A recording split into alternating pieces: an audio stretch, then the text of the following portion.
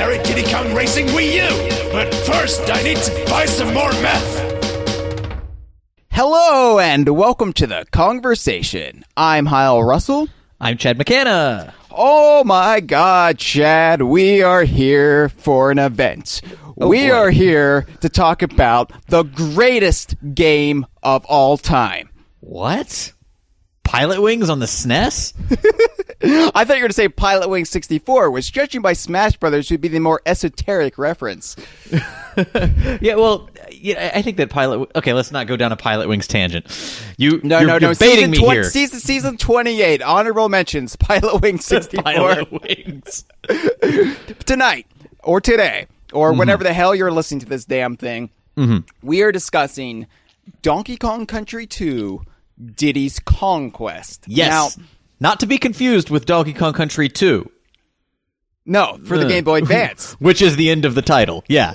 That would be a fallacy, and I'm sure we're going to have a spotlight episode on that. Oh, we'll have a spotlight episode on fallacies when we do our Banjo-Tooie Pterodactyland segment. And that was a nice Arrested Development Season 4 reference, too.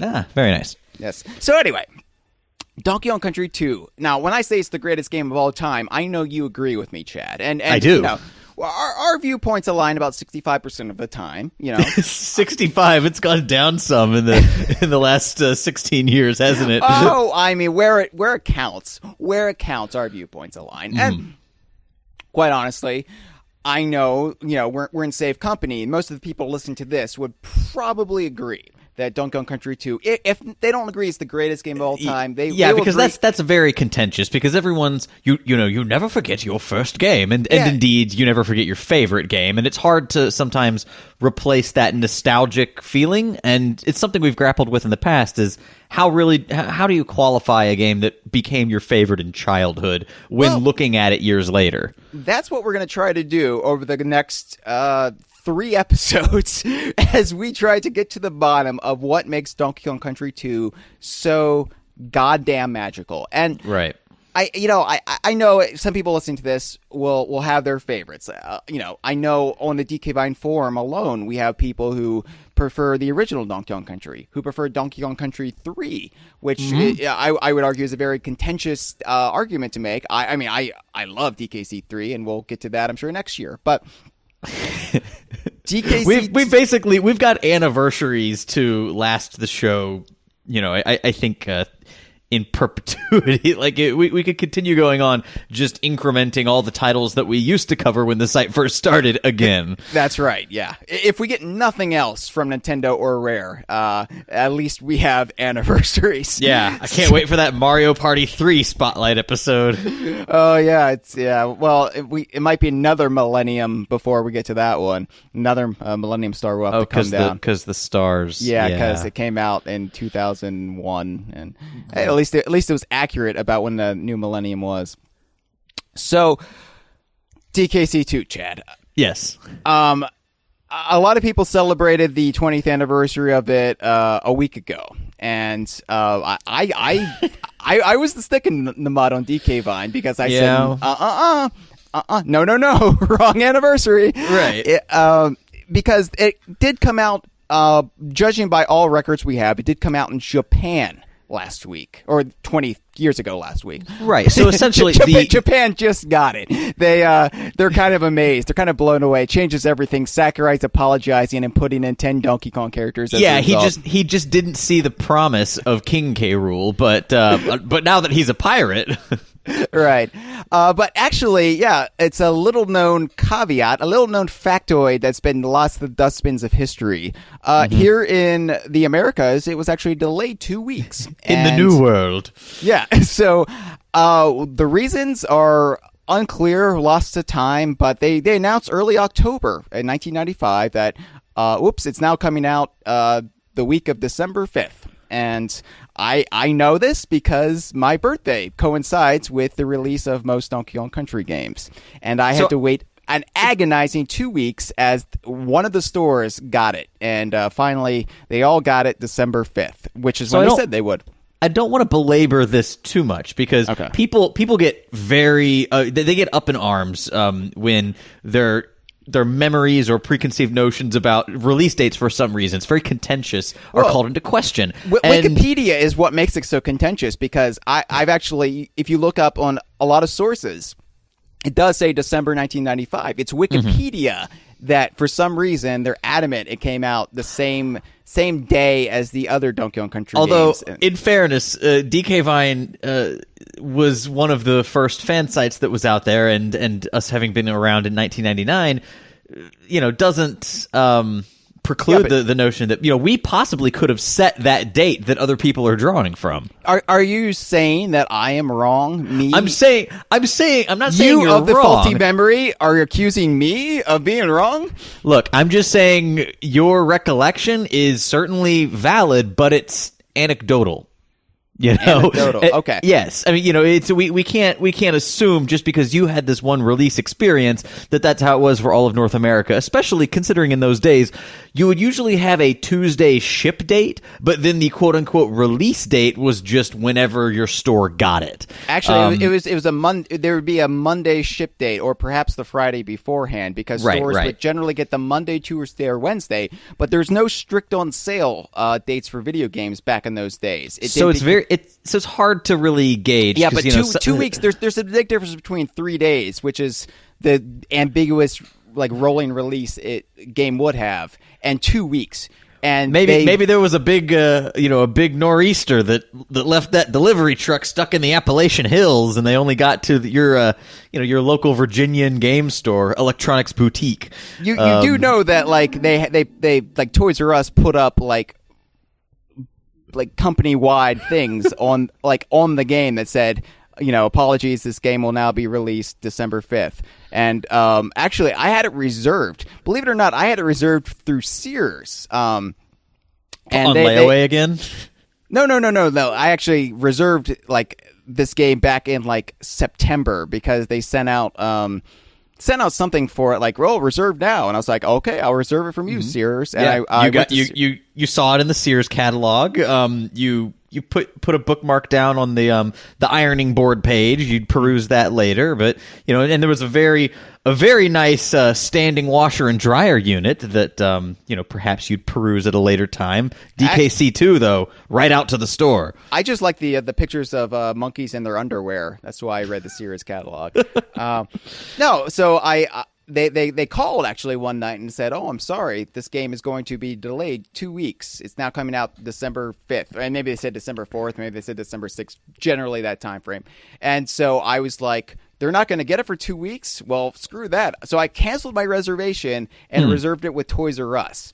And then lo and behold, a week later, they said, yeah, it's coming out December. So Sears had a more on-the-ball notification process than Toys R Us. So I kept my reservation with Toys R Us because I wasn't going to jerk around with this. And and I did check. I checked your Walmarts. I checked your EB Games. I checked all of these places in those 2 weeks. Nobody had it till that week of December. So that is why DK Vine celebrates it the day we do. You see how I just get completely overrun on these things? Hyle's got a memory. That's the date. like a bear trap. Yeah. Clamps down. Fair enough. But actually, I do have a theory about why it was delayed in America. By the way, it came out in the UK a week after that. So right. But I think it's valid to celebrate the date anywhere from the Japanese date onward because, the game was out in the world. And really, it's what's important is celebrating Donkey Kong Country 2. The exact specifics of the date really not that worth, But Chad, arguing over. But Chad, what's the point of us winning World War II if we can't hold that up as, our right to celebrate the release date when we got it? Whoa, you just went straight to the darkest hour of Japanese-American relations, didn't you? Hey, it gave us Godzilla. It was worth it for Godzilla. All right, tell that to the Nagasaki Chamber of Commerce. All right. Okay, gave us Mothra, too. Anyway, so... Right. Well, whenever you want to celebrate Donkey Kong Country 2 is all right with me, honestly, because it is a game worth celebrating. I do have a theory, though, why it was delayed in the West 2 weeks. Why is that? The Super Nintendo buttons in the game. I generally think that because in K. Rool Duel and actually on the select menu at the beginning of the game, they have these oversized SNES controllers that either Diddy or Dixie are holding, or it's in the background of K. Rool's the Flying Croc. And it has the traditional, as you would call them, SNES colors of Japan and actually everywhere else but America, the rainbow colors. And here in America, of course, we have the awful lavender purple buttons. So you think that little palette swap would have been such a last minute oh shit thing that it would delay a significant, like Nintendo's major game of the holidays in 1995, taken off the purchasing schedule for 2 weeks? That's a pretty significant delay for something that could be, repaired for the next set of cartridges that go out. I would think it was something a little more game breaking, perhaps the translation that would be necessary for the other European territories. Well, now you know why they sold Rare. Why? Because they would take too long to update regional controller idiosyncrasies? It took 2 weeks, and they were like, all right, all the good ones have left. Let's sell these bastards. Everyone good at Rare left in 1995. Everyone. But unfortunately, Nintendo's even worse at selling companies than Rare is at changing the colors of buttons. So they it took them 7 years. All right, possibly apocryphal, but you heard it here first, folks. Maybe let's continue with the assumption that's what happened. Okay, well, whatever. Let's go back in time, Chad. Let's go back in time to 1995 because I think we should set maybe the mood. if we do, we could have invalidated the entire contentious date issue just by going back in time and observing this sign that you claim was up in GameStop, apologizing for the delay. There was no GameStop back then. Sorry. You see? I know what was going on in 1995. Right. I'm the man on the street. No, GameStop didn't. GameStop came out of Funko-Land, and okay, well, we won't discuss this right now, but okay, 1995 was an interesting time. It was still the first 4 years of the Clinton administration. Really? You had to get... Is this like the start of a Simpsons flashback?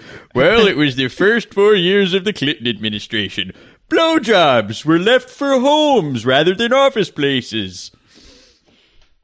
Hey, baby, I'm just here to talk about Donkey Kong Country 2. I don't know what the big deal is, baby. I just want to talk about some monkeys with the twirl of hairs. Setting the stage.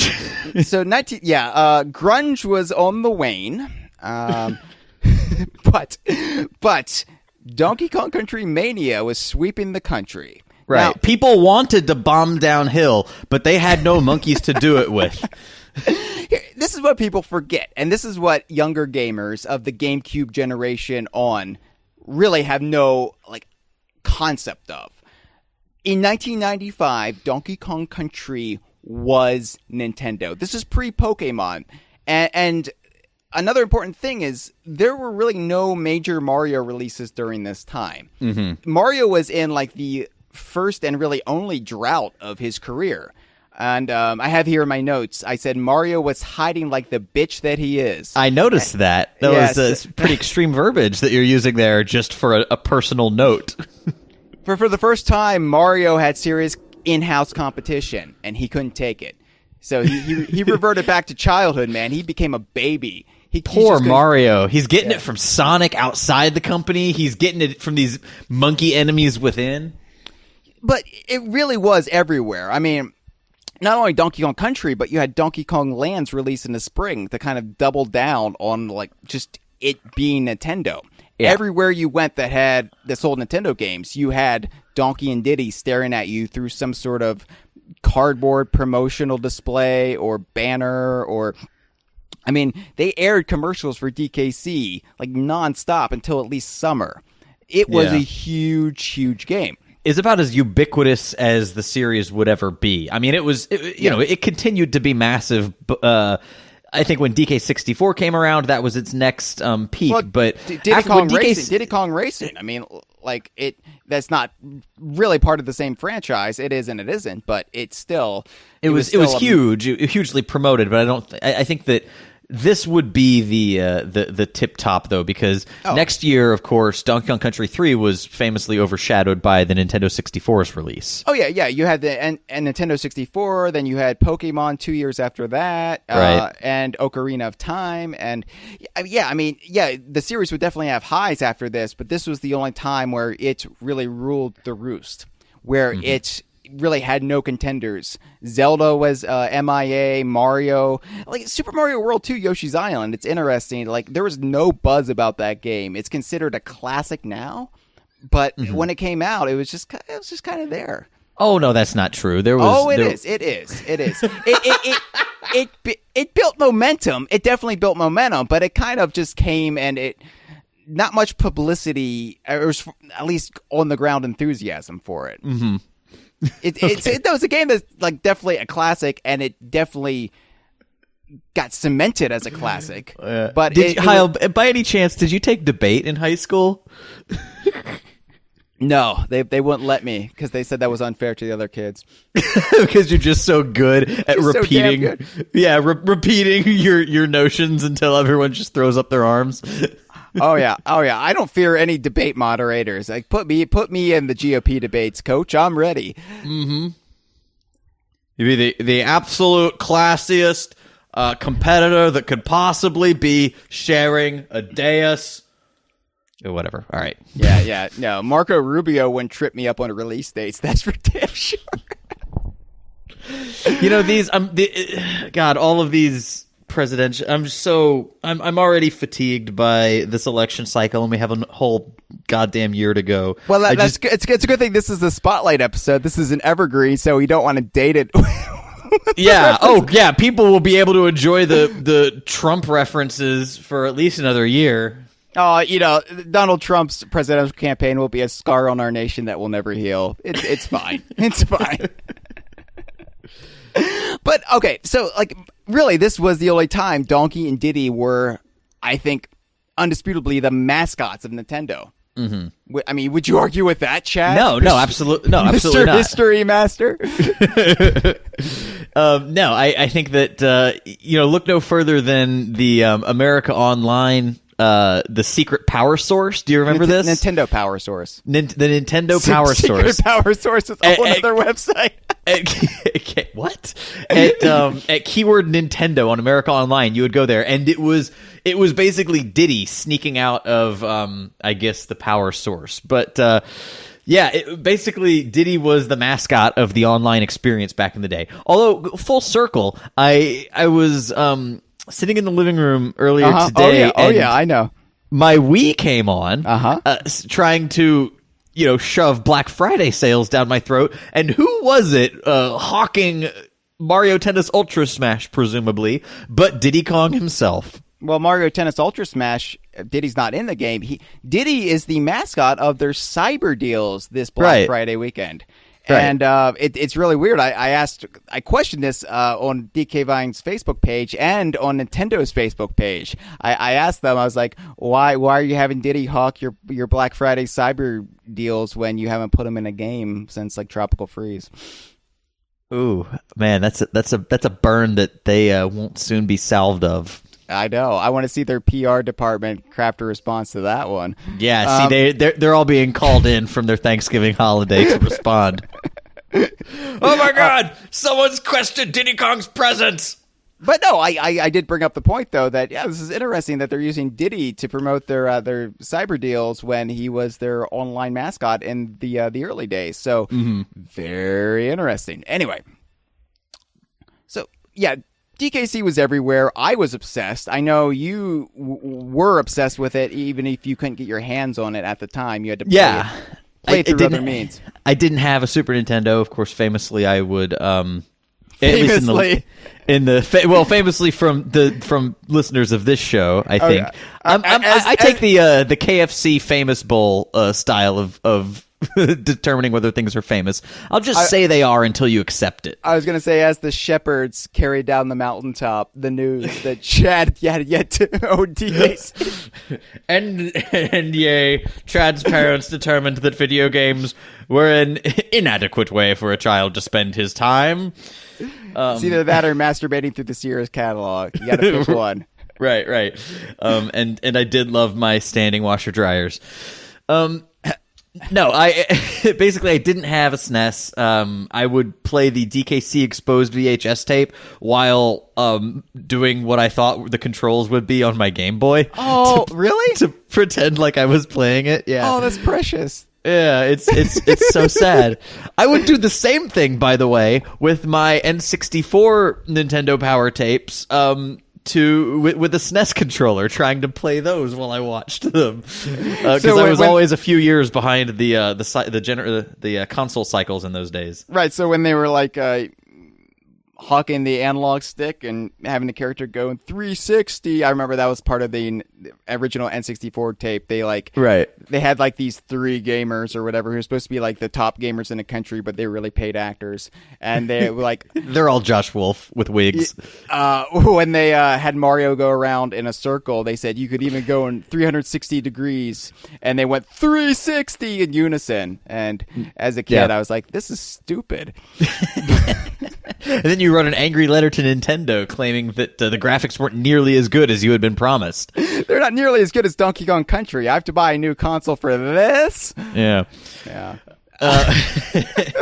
No, but yeah. So I basically would just I would see a Nintendo Power, which in those days I didn't even have a subscription to Nintendo Power. I got the VHS tape DKC exposed from a neighbor friend who didn't care anymore, because by the 90s we were already living in our disposable culture. Yes, I disposed of his body. No, so I had the tape. Wrapped him in a flannel shirt. Yes, yeah. I had been influenced by Kurt Cobain, of course. Yeah. Or Courtney Love. Oh. No, but I would always accompany my parents to the grocery store and make a beeline for the magazine aisle, and that's where I would get my Nintendo Power fix in those days. So I saw the same issue that I'm sure you did, the Donkey Kong Land issue. I've got it right in my hand now, Chad. Yeah, 20 so this years is old, and this is where I saw it. It's probably somewhere. What was it? A June issue? It was actually the July issue, but they typically came out a month beforehand. So yeah, because I vaguely remember around my birthday, which is in late June, going to the grocery store and seeing this announced, and basically that was when I resolved, like, I need to get a SNES, or as we called it, a Super Nintendo Entertainment System in those days. Acronyms hadn't been invented yet. Or as I call it, was a world where we had to say the entire name for lengthy titles. I do call it the SNES, and it's what sets us apart. Mm-hmm. I've been influenced by our Australian friends too heavily, I think. Honestly, Chad, I'm just too proud of an American. I love my country. You're going to make it great again. Hashtag Trump 2016. Hashtag slush 2016. Hashtag DKC2 came out December 5th. Hashtag not all men. So yes, I remember distinctly, because I went. This is the day I picked up Donkey Kong Land from layaway. Mm-hmm. Mock me all you want. I got Donkey Kong Land. Yep. So I was in the electronics section. They didn't send the loan sharks after you. We gotta break his leg, send him a message, but I think he's about 12 years old. Should snap pretty easy. I was in the electronics section, Mr. Funny Voice Man, and I guess I was on my way to pick up DKL from the layaway section in the back of the store, and I picked up Nintendo Power from the rack there, and it was a Donkey Kong Land issue, so I was like, oh, I gotta get this, and it was an easy to convince my mom. It went for $3.95 in those days, which, like, magazines are double the price nowadays. Do magazines really cost $8 today? Typically, yeah, between like $7 to $8, yeah. That's roughly insane, and not like a premium. Nobody buys them. Nobody buys them anymore. That's the thing. I guess, yeah, they're not being produced in bulk so much, and inflation, and the world's going to hell in a handbasket. Well, to be fair, the internet kind of killed newsstand. So. Internet killed the magazine star. So I was buying it for Donkey Kong Land. I didn't think there was going to be like any like earth-shattering revelations in this. And so I turned this. By the way, this is the issue that I guess reported on the very first E3 in 1995. So on the contents page right here, they have like, E3 report, page 24, Donkey Kong Land, page 10. And then they also did an article on Rare and ACM graphics. They went to Twycross, talked to the stampers, and and they didn't just do it in the DKC exposed way, where it's just a cartoon drawing of the globe with 3 frames of animation. Right. Where they talked to Nintendo to get the real details about the game, but we're going to call Rare real quick for like 5 seconds and then not even acknowledge that they made the game. Yeah, so Tim, tell us how you made everything look real. Oh, we went to a zoo. Okay, bye. And then cut to them at a zoo in Redmond harassing gorillas. Right. So, yeah, page 40, it says, Under the Skin of ACM. And with that was a little inserted picture of Diddy and a strange female monkey with a long blonde ponytail, and they were in one of the mines. Looks like Squawk Shaft, and I had no idea what this picture was. This wasn't from Donkey Kong Country. Who was this character? I recognized Diddy. Who was this female monkey? And Diddy Ann. Well, we'll get to that. Yeah. My mind was reeling. I didn't know this was from a game. I didn't know this was from Donkey Kong Country 2. I didn't know Donkey Kong Country 2 was a thing looking at this picture.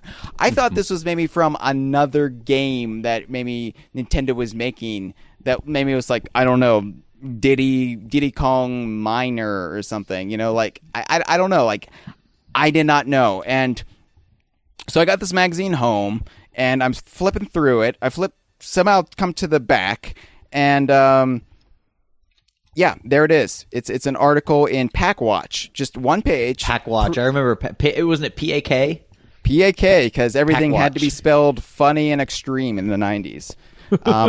Is that how you spell, like, pack? I guess Game Pack, but is that how you spelled Game Packs? I think that Game Pack is a proprietary Nintendo term, so I guess they can technically spell it any way they want to. It's not how I would spell it, but yeah, as you say, it's the 90s, and you know, we had already jettisoned superfluous U's from the original English. I think the attempt of American 90s was to get rid of even more useless letters. Yeah. Also, we like to replace S's with Z's in the 90s. So yeah. Can I just read this article? Because this is really, Please. like, I want to get people in the right headspace. Just learning about Donkey Kong Country 2 for the first time, when all we had at this point was Donkey Kong Country, and Donkey Kong Land had just come out. Okay.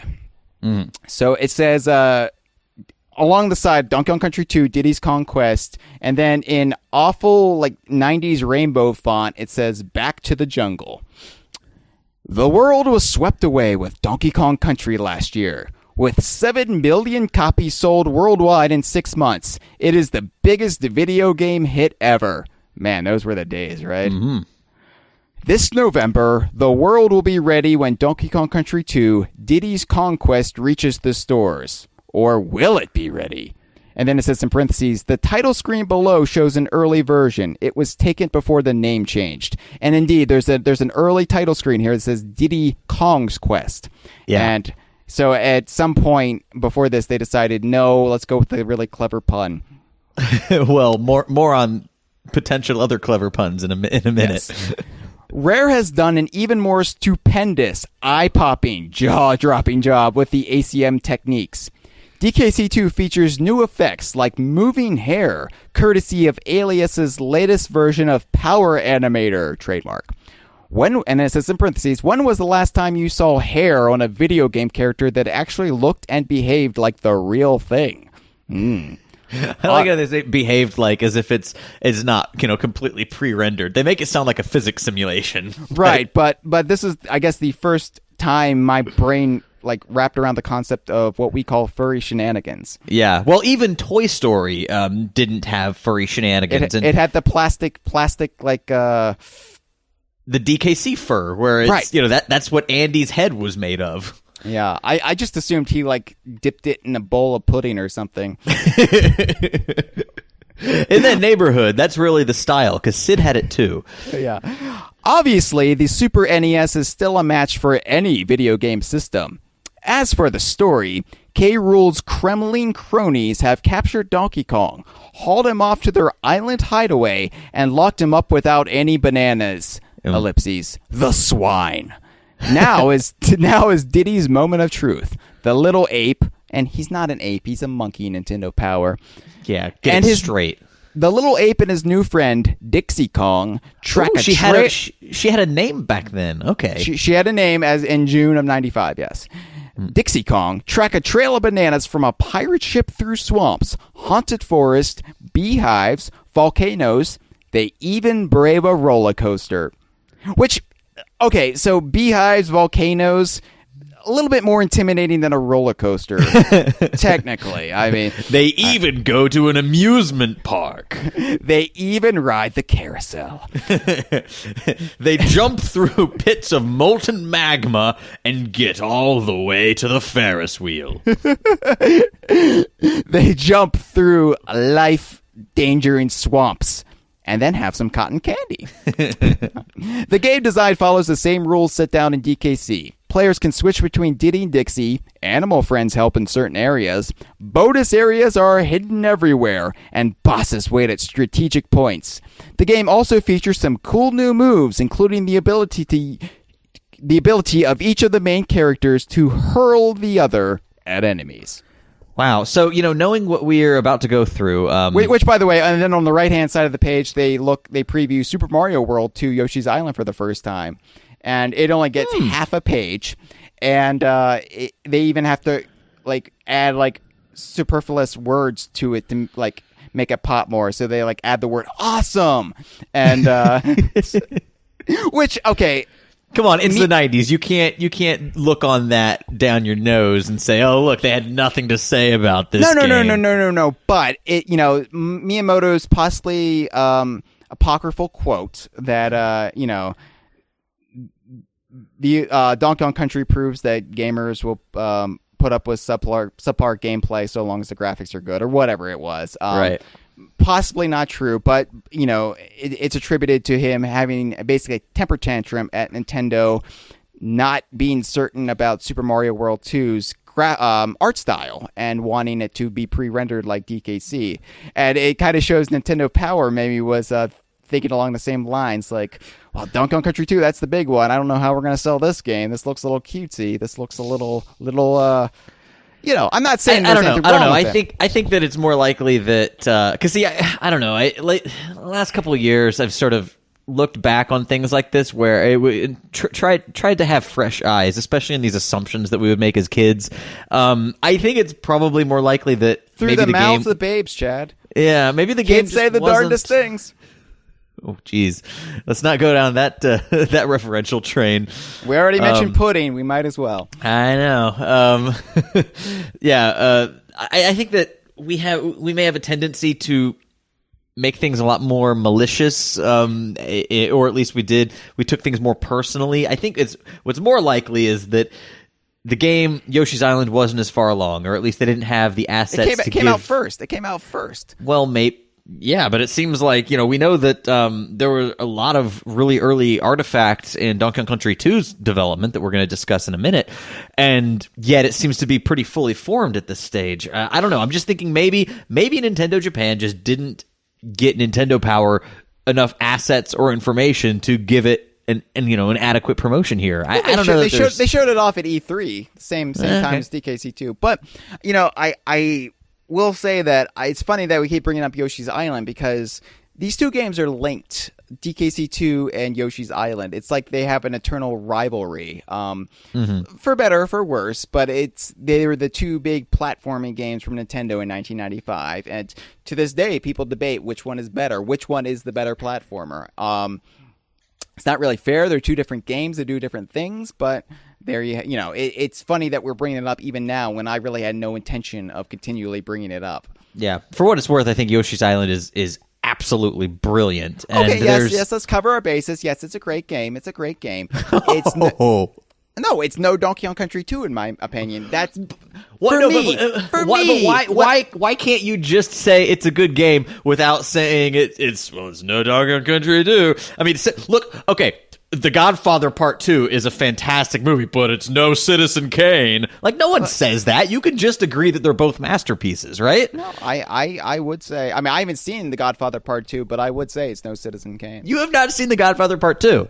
We've talked about this. This is my one black hole as far as pop culture awareness goes. I can't get into mob movies. I have no interest. And Whoa, how about Goodfellas? Have you at least seen Goodfellas? I've seen bits of it. I can't get into it. Dude. Okay, yeah, you've got... And yet the spy genre, which I think is... It's like the other side of the coin. You have no problem with the spy genre. Well, Rare did make GoldenEye. That's true.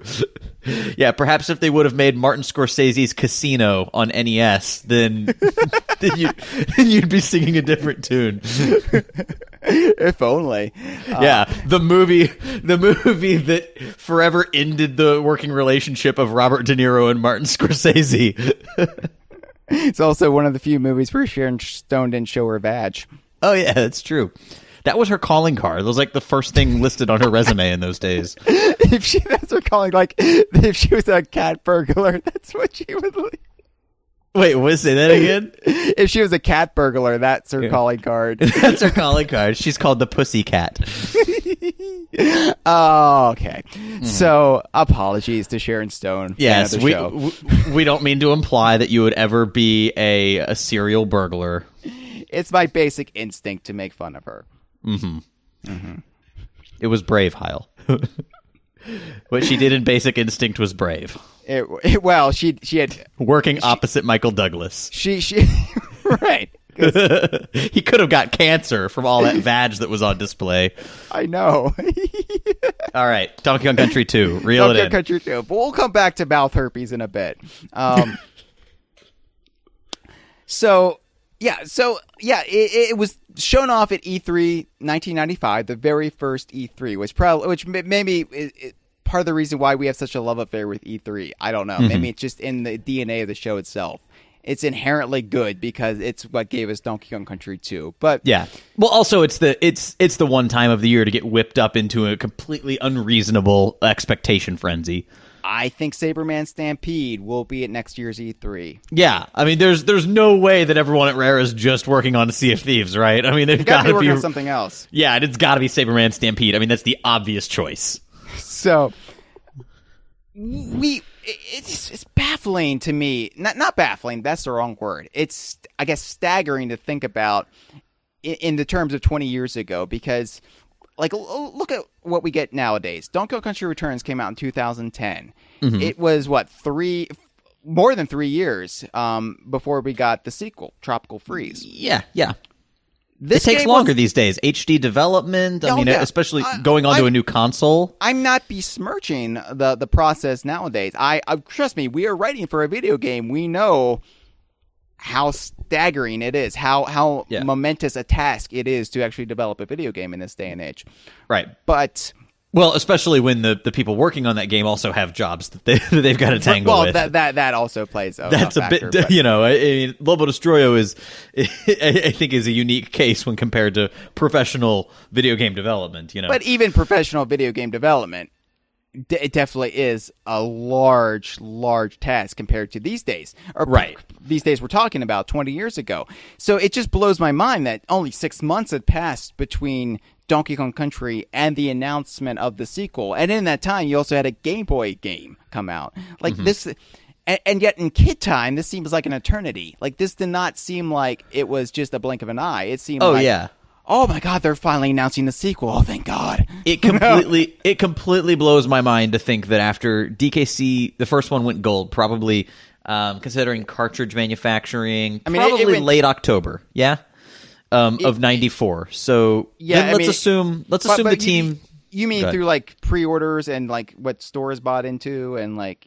Huh? Because it didn't come out till late November, when... Right. No. By going gold, that's what they call it when the game is locked, basically, for production. It's not like gold records. I thought you meant when it actually sold like 1 million copies. No. That's a music industry term. The same phrase means something completely different in gaming. Because why standardize? Really? Right. Of course. Why? Of course.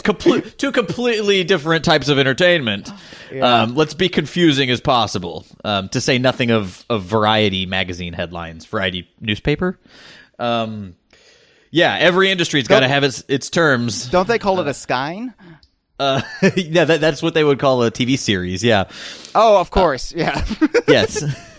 Anyway, no, I think DKC2 or the first DKC would have probably gone gold around like late October, right? So they probably would have had to lock it to start printing off the version 1.0 cartridges. Let's say they knew it was a success the first week. I mean, right. I mean, let's say that the team probably took at least a week or two off. Maybe took a few weeks in the holiday, and in 11 months, let's call it. I think it's reasonable to say that between releases, they probably took off around a month's worth of time. So maybe 11 and a half months. They made Donkey Kong Country 2. That is, and not only did they make it, by the time they got to June, in time for this July Nintendo Power printing, they had already done enough to have screenshots of a mine level. Like they had working prototypes and screenshots. It's incredible how quickly they work. The only like huge difference between the final release and the screenshots provided in Packwatch, there's no icons for on the map screen, like as far as like the Kong and Kremling heads. They don't have those because actually the Kremling heads are there. They just don't have the Kong heads on the map screen of Crocodile Cauldron. And this could be a scoop for Unseen 64. Yeah, Creepy Crow is also not a ghost. Creepy Crow is just slightly blue, but it's not translucent yet. So okay, so it was probably intended to be a ghost, but they just hadn't gotten that alpha channel working yet, or whatever it was. But I mean, this is like very, very close to the finished product, and it's funny. Throughout Packwatch 2, they also put renders of DKC2 in the background of all the other game previews, such sterling classics as Batman Forever for the Super Nintendo, and also Wildcats Covert Action Teams. Remember that Wildcats Covert Action Team? Yeah. No, I can't say that I do recall that intellectual property. Do you remember Mutant Chronicles? Vaguely, yeah. Seriously? Yeah, I maybe I'm thinking of something different, but I sort of remember Mutant Chronicles. What about Dragon, the Bruce Lee story? Not Enter Thee, just Dragon? Yeah. So, but behind all of these previews, they had renders, and it took me later in the summer of 95 to figure out these were all DKC2 renders. And by the way, this Nintendo Power that I still have in my possession was like the Bible to me in 1995. It still is the Bible to me, but I carried this around everywhere. I prayed on this thing. I carried this and the Donkey Kong Land instruction booklet with me on family car trips, along with my Game Boy and Donkey Kong Land. Mm-hmm. And if there were like family vacations, I would also take my Super Nintendo and Donkey Kong Country. Like, I was all in at this point. And it's funny because behind Batman Forever, they have a render of Mr. X. This is where this is where it comes from. The famous early version of Cackle from Haunted Hall. Yeah. Basically, Cackle was a skeleton pirate ghost. Mm-hmm. Skeleton crocodile pirate ghost. Let's cram one more adjective in there. But this Cackle was not a skeleton. He was all those things, but just a ghostly Kremling. Well, he was dressed like a naval officer, and but he had a hook for a hand, and he also but he has no legs, so he's like clearly like ghostly. Yeah, so he's a Kremling pirate ghost, but not a Kremling pirate skeleton ghost. Yeah, so that was it was funny because I had no idea who Mr. X was, because I came back to this magazine sometime after beating DKC2, and I was like, who is this fucker? Mr. X. Mr. X. So, yeah, interesting stuff. So, yeah, this is a well-worn issue of Nintendo Power. Interesting stuff. This is a well-worn issue of Nintendo Power. And this is like the best issue of Nintendo Power because it's just like Donkey Kong permeates it. I love it. Yeah, hell, on the back of it, there's a advertisement for Nintendo Power Source, and this the AOL, the aforementioned America Online portal. Yeah, and this 90s kid wearing flannel at his desk is getting like rocketed back because things are exploding from his computer, and not only is Diddy like rocketing back on his desk, but there's also Dum Drum on his desk as well. Is this like a parody of that? What was that? An RCA ad? The one where the person is like in profile and they're getting blown back by their stereo or their television. Do you know what I'm talking about? I don't know, baby. The only thing I know was I was getting blown back in 1995. Oh boy, all I had to do was say blow. That's right, baby. All right, so what do we know about DKC2's development at Rare? So it's interesting. We know very little up until until this year, really. Right. We actually, Yeah, we talked to Chris Sutherland, who was a programmer on the first game and the sequel, before moving on with the rest of the team, or with a good portion of the team, to Dream, which became Banjo-Kazooie. But he dropped a few DKC2 developmental tidbits, which we can recap. But the more juicy stuff actually came out in the last week and a half or so on Twitter. Greg Mayles, the lead designer on this on DKC2, still at Rare. Still at Rare, working on Sea of Thieves. One of the good ones. Yeah, one of the good ones who miraculously is still there. Don't know how that quite worked if everyone left in 2002, but okay. You say we're not bitter anymore, but we've just changed our target. We're now bitter at a certain subset of the internet. Yes, exactly. At least it's not Rare, because we had no real reason to be bitter at them specifically ever. We're not so much. We're still punching up, but not quite as far up as we used to punch. We're punching to the side. Yeah, it's like an upward diagonal. We're punching like bishops on a chessboard. Nice chess reference, Chad. Oh yes, I'm nothing without my chess references. The chess club listening to this is very pleased. Yes, he referenced chess. Finally, finally. Wow, that's a reference well castled. Oh, I don't know why I'm doing the Conan O'Brien nerd voice. Yeah, it's time to discuss Twitter. So we'll talk more about Greg's very informative tweets from early in the production, which is a degree of insight that I never thought we would ever have into this game. But it's great. I feel like Greg Mayles is just going rogue because I feel like he shouldn't even be talking about this stuff. I don't know. It's like for one, you don't even work with Nintendo anymore. Like, two, like, does Rare really want you talking about this and not like Sea of Thieves? I think it's a little early for us to know much of anything about Sea of Thieves. That'll probably be their big push next year. But I know it's just great to get this stuff from somebody still at Rare because right. Like, besides asking them which brothers bears best, it feels like Donkey Kong Kongversation there is kind of dried up a bit. Yeah, you have to wonder. Are they even supposed to still have this stuff? Well, why do they still have this stuff? Why does he have like note paper from 1995? And he's done. We talked about this on one of the DKC things, but he did a lot of his level design on series of Post-it notes, and he still has the Post-it notes. I don't understand that. It's amazing. And wow. Is he just a crazy hoarder? Like, is he actually a crazy person? Well, no, I think he understands kind of the value of these things as historical artifacts. But here's the thing that blows me away, though. Like, if I was working on this game in 1995, I wouldn't have understood that. I would have just been chucking this stuff, shredding it. Like, I think he's, Greg Mayles was presumably a video game fan before getting to Rare, probably from the Spectrum era, like a lot of people at Rare. And I think of when you and I were making Elvis and Slick Monty, we knew, which was our big creative thing right after, DK Vine in high school. I didn't save any of that shit. Oh, you didn't? Well, I obsessively, because I was thinking in terms of like DVD sets and like but once we got that finished, I chucked everything. Well, I'm just thinking like as you're making something, if it's not going to hurt anything, I always have the mentality of you never know. As long as there's a corner out of sight, out of mind, or maybe at Rare they had like an extra barn or like a shed somewhere that this stuff would go in, who cares? And it probably all came up as they were making Rare Replay. They would have to dig through all these archival documents.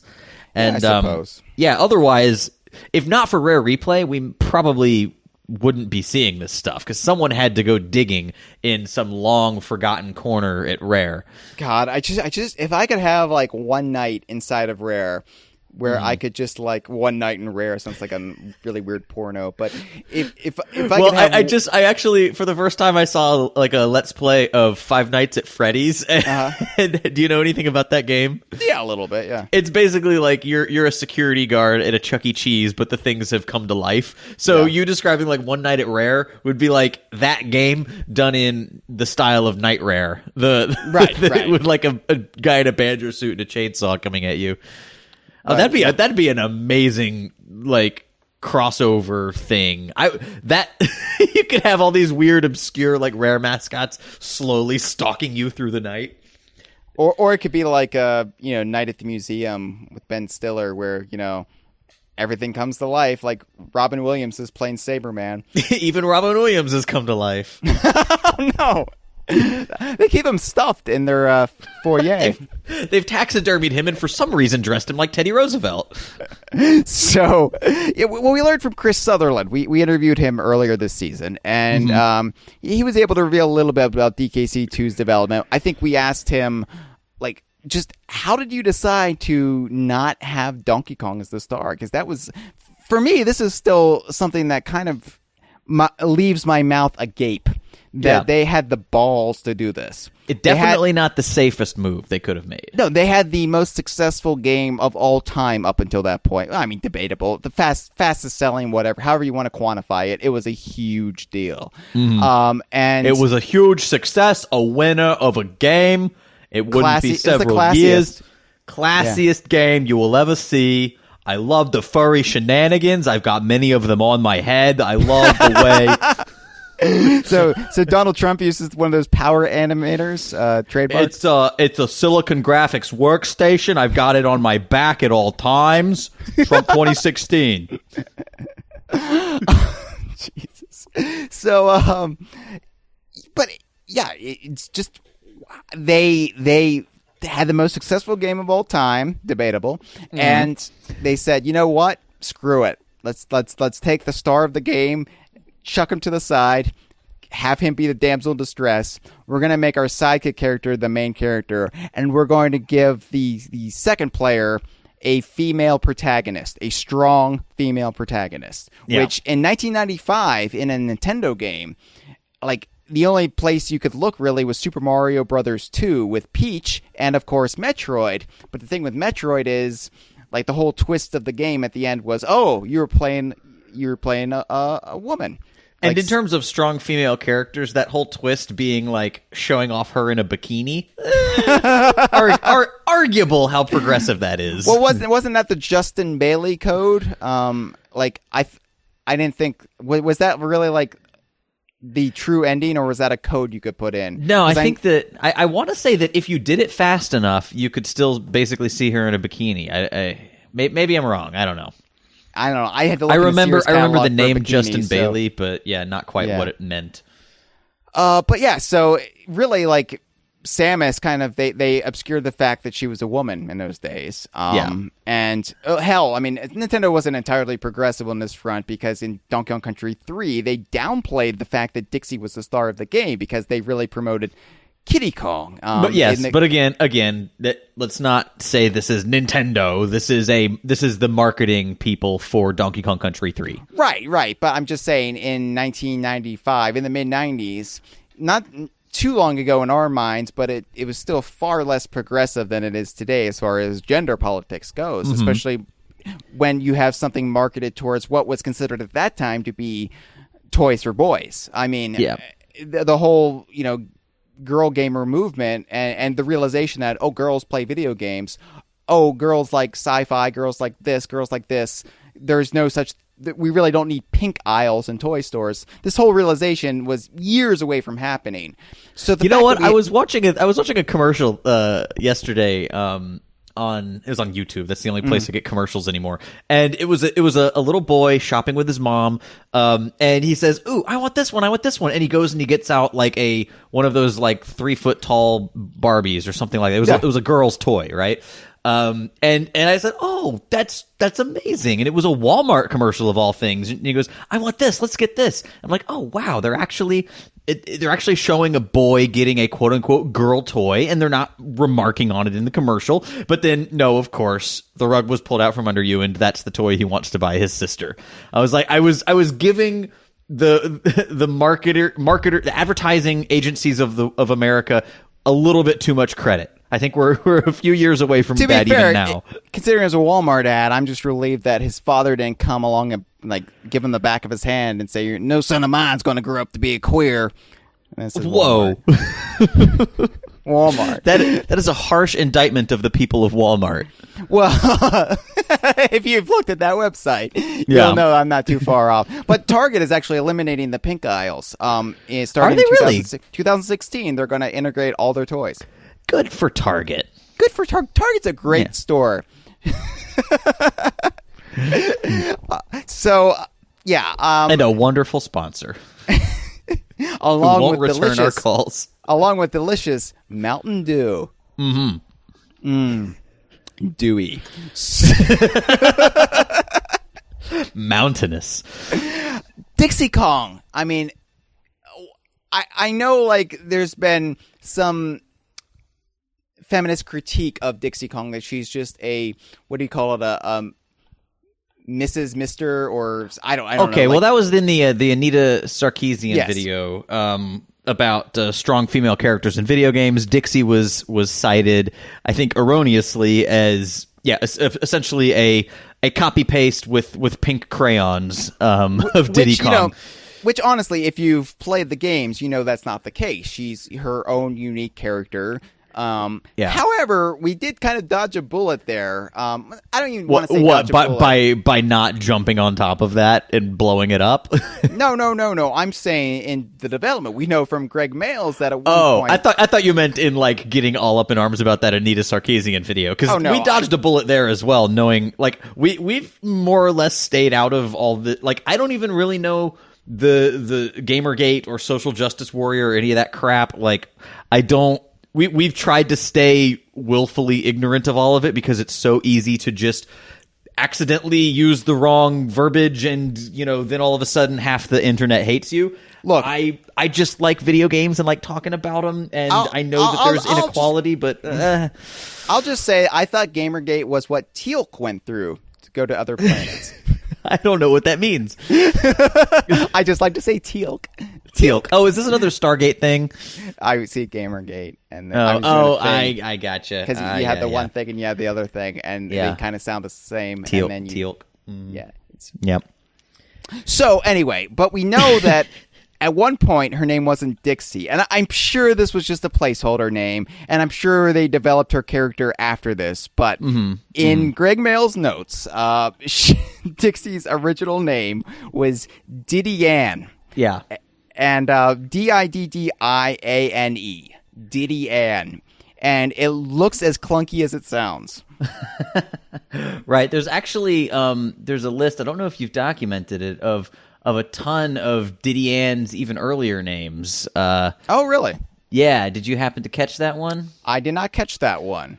Okay, well maybe we'll come back to it. I'll see if I can pull it up. But the one that we do have here in our show notes details some of the alternate names of the game itself. You want to read through some of those? Yeah. So we know that they came to the Diddy Kong's Quest and then Diddy's Conquest titles very, very early on. They were like the 5th or 6th subtitles listed in their brainstorming session.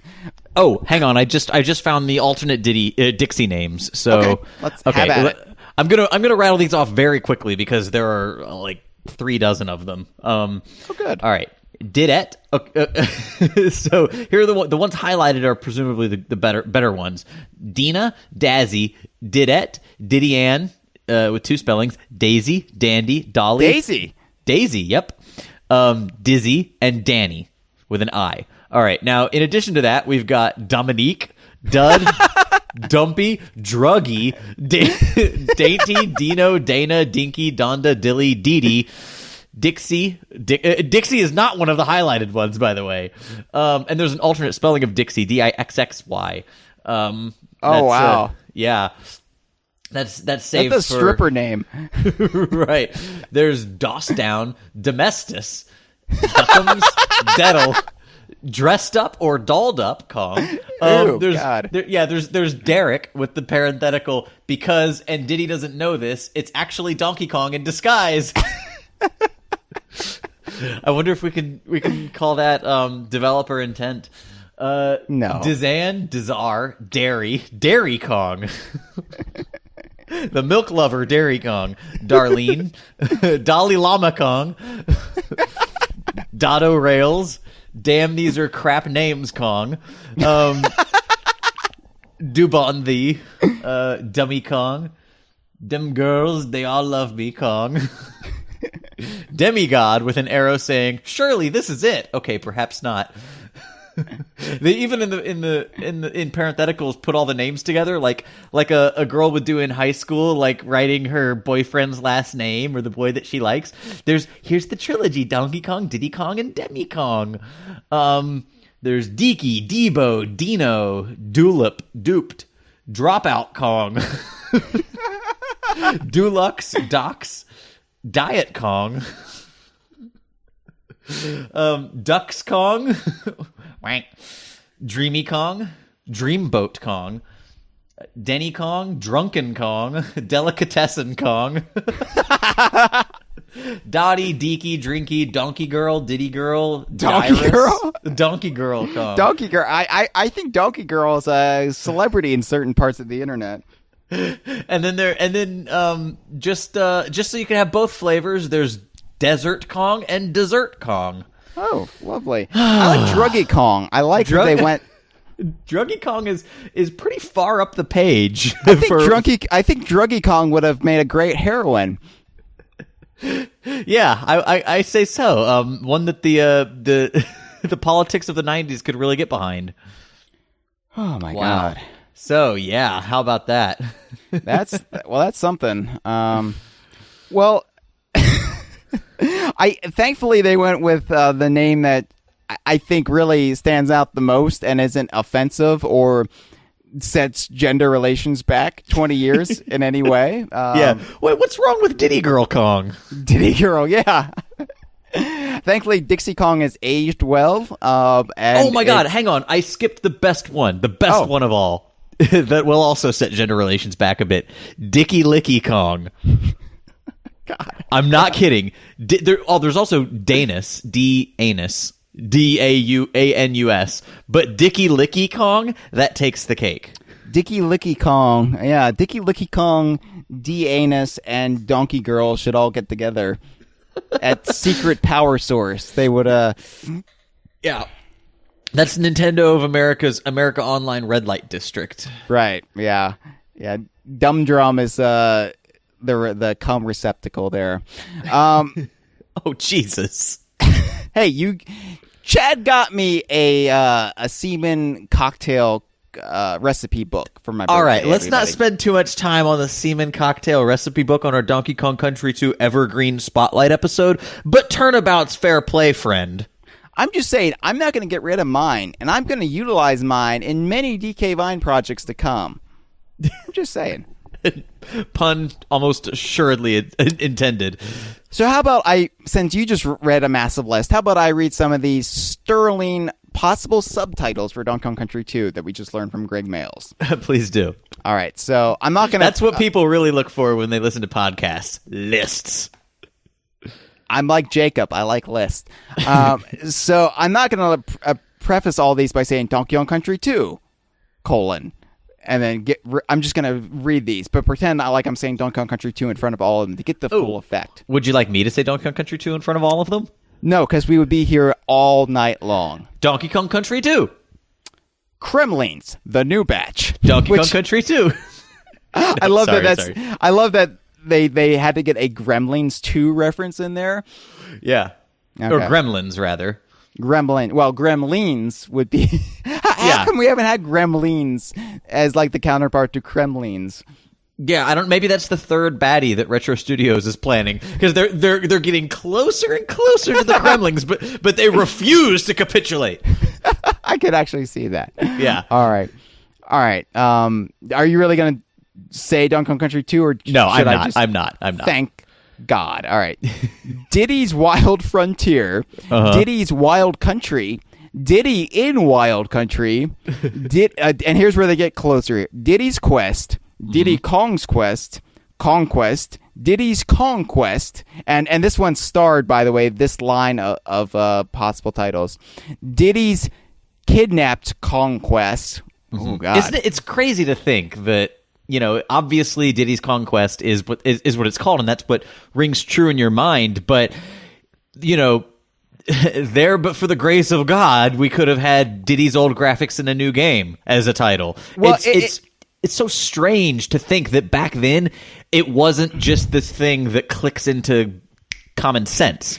Obviously it's Diddy's Conquest. Because we get these games fully formed. We get them in drips and drabs in the pre-release period, but they arrive to us as if they came from on high. And yeah, there's a whole creative process here, and it's weird, especially since these formed such a huge part of our lives that when we learn that, it could have been this, or this is how we came up with this, it's kind of just like mind altering. It's like being on peyote, because you just can't conceive that it was ever anything but what you got. All right.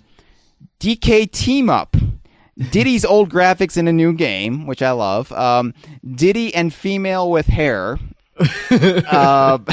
I wonder if that's referring to the fact that the female Kong would have hair, which may actually be a strike for Anita Sarkeesian, or if it's the Diddy and female with hair, or if it's the fact that they now both feature furry shenanigans. I think it's the former, unfortunately. The former. Remember, they did develop Dixie into a fully fledged character. At this point, they didn't have anything but the concept. The sidekick should be a female this time with a long ponytail. I mean, right, which of course is even in concept is a very admirably progressive notion.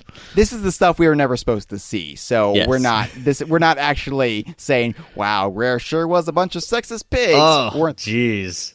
Sexist hogwashes. Clearly, this is setting the stage for the male-female discrepancy in the games industry. Well done, Rare. Yeah. Diddy's Final Frontier. Diddy in space, even though he's not. Which, can I say, this is why I love Rare. If anybody ever asks me, why are you a Rare fan first and foremost, I will say, because they're goddamn hilarious. And and you can see, but by the way, starting with Diddy's Final Frontier, they're clearly getting on a Star Trek kick. Yes. DKC 2, The Search for Kong.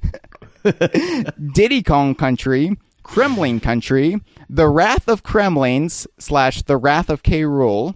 Yeah. K. Rool Justice. Maybe it's Cruel supposed to Justice. say Cruel Justice. Yeah. K. Rool Justice sounds like a Chuck Norris project. When you're on Crocodile Isle, look behind you. That's where K. Rool is going to be. Old King K. Rool, he's a silly old fool. Wow, that's a... DKC 2, more of the same. Even then, they were self-deprecating. They just came off one of the biggest hits of all time, and they're just so hard on themselves. Donkey Kong Quest, okay. K. Rool C, I guess they were thinking. Or they're thinking, what's the opposite of Donkey Kong Country? K. Rool C. I guess. Diddy punishes pirate punks in quest for kidnapped Creature Kong. All right. I like this. DK Turbo, Super DK Turbo Challenge, etc., etc. Clearly, I think that's a Street Fighter 2. Yeah. Diddy's Discovery, Diddy's Dangerous Dilemma with diabolical demonic King K. Rool. Diddy's Desperate Search for a good name for his game. That's a great one. Yes. Diddy Game Name Search. Diddy's Dress Sense. Diddy in a Dress. Diddy Search for a Toupee or some hair restorer and some underpants. DKC2, Buccaneers and Barnacles. I like this one. This one's, I kind of have to think about it. Diddy splices the main brace. And then they said, etc. Country 2. Okay. Yep. Beyond the Country. Beyond Donkey Kong Country. Mighty Morphin Power Diddy. Again, it's 1995, people. Ye Canny Get Riddy Diddy. Scott's version. You cannot get ready, Diddy. Okay, yeah, you gotta do it No in the one voice, ever brings me presents. Diddy Rescue Ranger. For you Disney Afternoon fans. Yeah. And Momechi DK loves that one. On a post-it note, there's a DK Rescue ! Donkey Kong sequel. Yeah. So, by the way, we should probably have pointed out at the top of the show, if you're wondering why we're over halfway through this one and haven't talked about the game itself, this is going to be a 3-part spotlight. Yes. We're talking about the lead up to Donkey Kong Country, the game, in this episode. So don't worry, we will be covering the worlds, the characters, the music, the art, all of that in parts 2 and 3. Yeah, this is all foreplay. This is some messy cunnilingus and half-completed blowjobs. Oh, Jesus. This is why we can't get and keep an audience. It's statements like that. Yeah, but our audience regenerates. We chew them up and we spit them out, and then we put in some new audience. It's fine. I don't think lasting demographics can a sound strategy for getting those is Doctor Who. 50 years, baby. It's been going on for 50 years. All right. So, what else we got from Mr. Greg Mails here? Well, we seen an early sketch of Crocodile Isle, which it kind of amazed me. I don't know how early this was, but it's pretty much fully formed here. There's only some mild variations. Well, yeah, from the finished some product. Some of those variations though are pretty awesome. But I think before getting into those, I don't want us to ignore the just the amazing artwork that you've got here. It's you know, in some of the banjo sketches that we saw, obviously a little more hastily done. Here, it's pen art. Looks like it's using a felt pen, and it's fantastic. Like, this is, if there was a high resolution scan of this piece of artwork for Crocodile Isle, I would get it, you know, printed and framed. Like, this is an amazing piece of development. It's a development artifact. It's so cool. I would get it tattooed on my chest like Prison Break. So you'll always know the way to a sunken island that's entirely fictional. Allegedly fictional. Allegedly. So, yes, of course, all these games are just chronicling events that are actually happening or have happened out in the world. Right. This is just a massive disinformation campaign from Greg Mails that throws off the scent. Yeah. So one of the first things that you'll immediately notice is that the first world was meant to take place offshore of Donkey Kong Island rather than just having DKC Island DK Island in the background.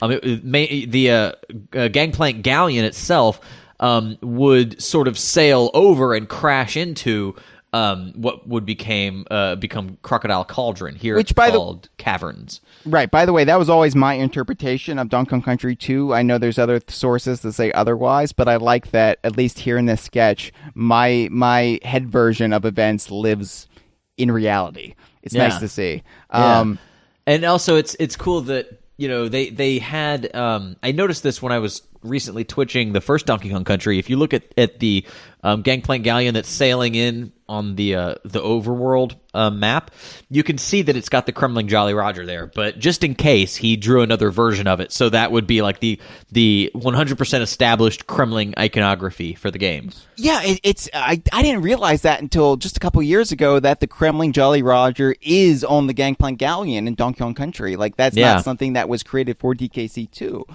Yeah, it's remarkable that even at that stage they were thinking in those terms. But Greg Mails loves pirates. We know that now. So yes, yeah, and it sort of all of a sudden the game takes a pirate detour in the last boss. So it's like, wait a second, what the hell? I think you kind of realized, I could have made this a pirate game the whole time. Like in 1995, we were like, oh wow, that was great foreshadowing. In retrospect, nope, he just. He has to get his Jolly Rogers out somehow. So, yeah, as you said, there's this stage called Mount Cremmore, where circling around the spire of Crocodile Isle, right below what's called the Kremling Stronghold, which became K. Rool's Keep.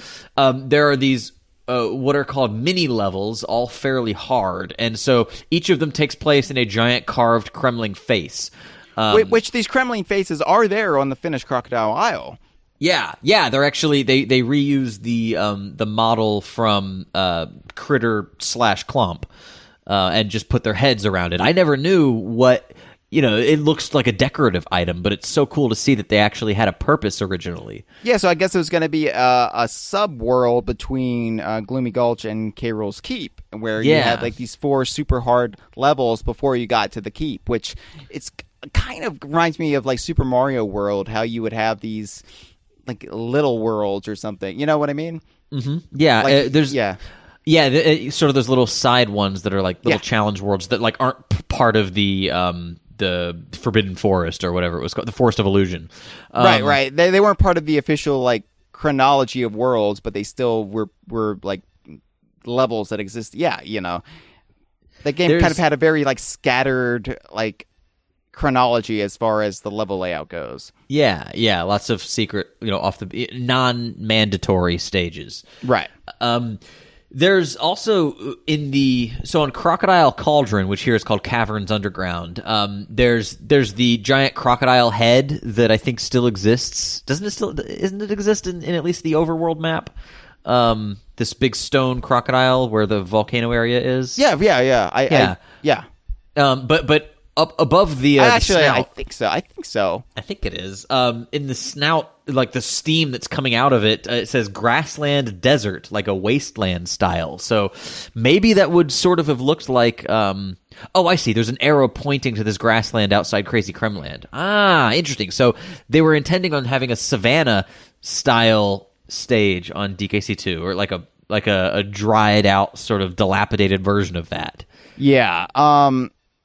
So that's interesting. So would that have been in Crocodile Cauldron or just on the outskirts of it? Or no, yeah, it actually looks here like it's this is World 5. Okay, so the caverns are World 2, Swamp City is World 3, then Crazy Kremland is World 4, the Grassland is World 5, the haunted... Oh, I see.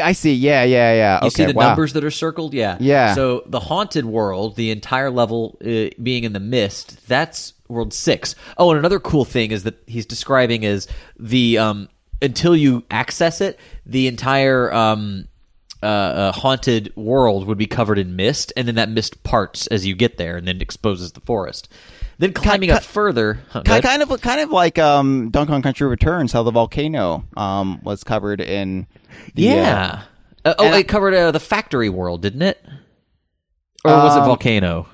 I thought it was factory. You turn on the fan in the factory. That's right. Yeah. It's interesting. Mm-hmm. It's interesting too that they did have a Savannah world planned at one point, because that's something we always said. I can't believe Rare never got to the Savannah grassland. It took till Tropical Freeze for us to get it, and it was like such a huge moment for us to finally have grassland. Right. It seems like the obvious choice for like a game that really heavily borrows from African world archetypes. Honestly, I'm glad we got it when we did, because I think it was well earned in Tropical Freeze, and I wouldn't trade that moment of Grassland Groove for anything. And right. So, and it was so nice to have David Wise back for that. Yeah, absolutely. We'll get way more into the music of this game in a future episode, hope you're enjoying it right now. There's the Mount Cremmore, which is these 4 mini levels, each head containing one. Then there's the Kremling Stronghold, and then when are they going to put Ronald Reagan on Mount Cremmore? It's about time, isn't it? Like, I mean, the RNC has been advocating to put him on Krem coins for years, and they still haven't done it. Mm-hmm. So at least put him on Mount Cremmore. Come on. Do we really need Teddy Roosevelt up there? I mean, come on. Yeah, he gave us national parks for Christ's sake. Yeah, like he was just president at the time it was conceived. I mean, could you imagine Barack Hussein Obama on Mount Rushmore? I mean, let's be honest. The Kremling flying ship, which would become the Flying Croc, is a 7th world listed as having a sky theme. So, like, this was going to be it was at least conceived as a a much larger game, or perhaps what probably happened is they consolidated some of these ideas and made the worlds a little longer. Two, we know the Gangplank Galleon in the first game was conceived to be a world, and they just ran out of time. Right. So it's funny that also happened in Banjo-Tooie. The final castle that you get to the final fight with Gruntilda was going to be an entire world. Yeah, I mean, this team, especially at Rare, were nothing if not ambitious. I mean, right. You can't fault them for that. But it's interesting that the Flying Croc is not, the massive airship it is. It's a blimp. Yeah, which was used in Donkey Kong Land to get from the chimpanzee clouds over to Big Ape City. But it's also a blimp with googly eyes. And at this point in Rare's design, they didn't really put googly eyes on everything. So this is very much like a Donkey Kong 64 type element in this game. It's a little bit disconcerting. I'm glad we got the Flying Croc we got, because it's funny if you look at the shape of the blimp, it actually looks a lot like the heads of Rattle and Roll, the sneaky snakes. It's got the teeth on there at least. But yeah. It's. Wow. By the way, on the top left of this design document, it lists the subtitle of the game is Diddy's Day Off. Diddy's Day Out. Is it off or out? Out you're right. It is out. Yeah, that's a weird looking U, but yeah, like Baby's Day Out. Yep, Diddy's Day Out. That's an awful name.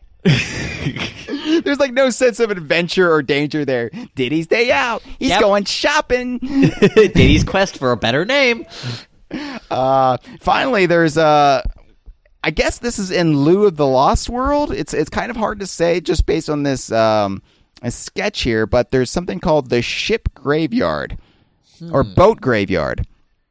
Interesting. And it's down there. It says only for accomplished or only for atmosphere. Only for atmosphere. Okay. That's just a visual thing. Okay, I thought maybe that was the Lost World, the original conception for that. I'm thinking probably the Lost World would have been this blimp stage, at the very end. It seems like one of those extra bonus areas. They may not have conceived Clubba and all of that at this point. Who knows, really? There's literally no way to know. Who knows when this was even drawn up? I like to think this is how Greg Mayall spent his Christmas in 1994, but...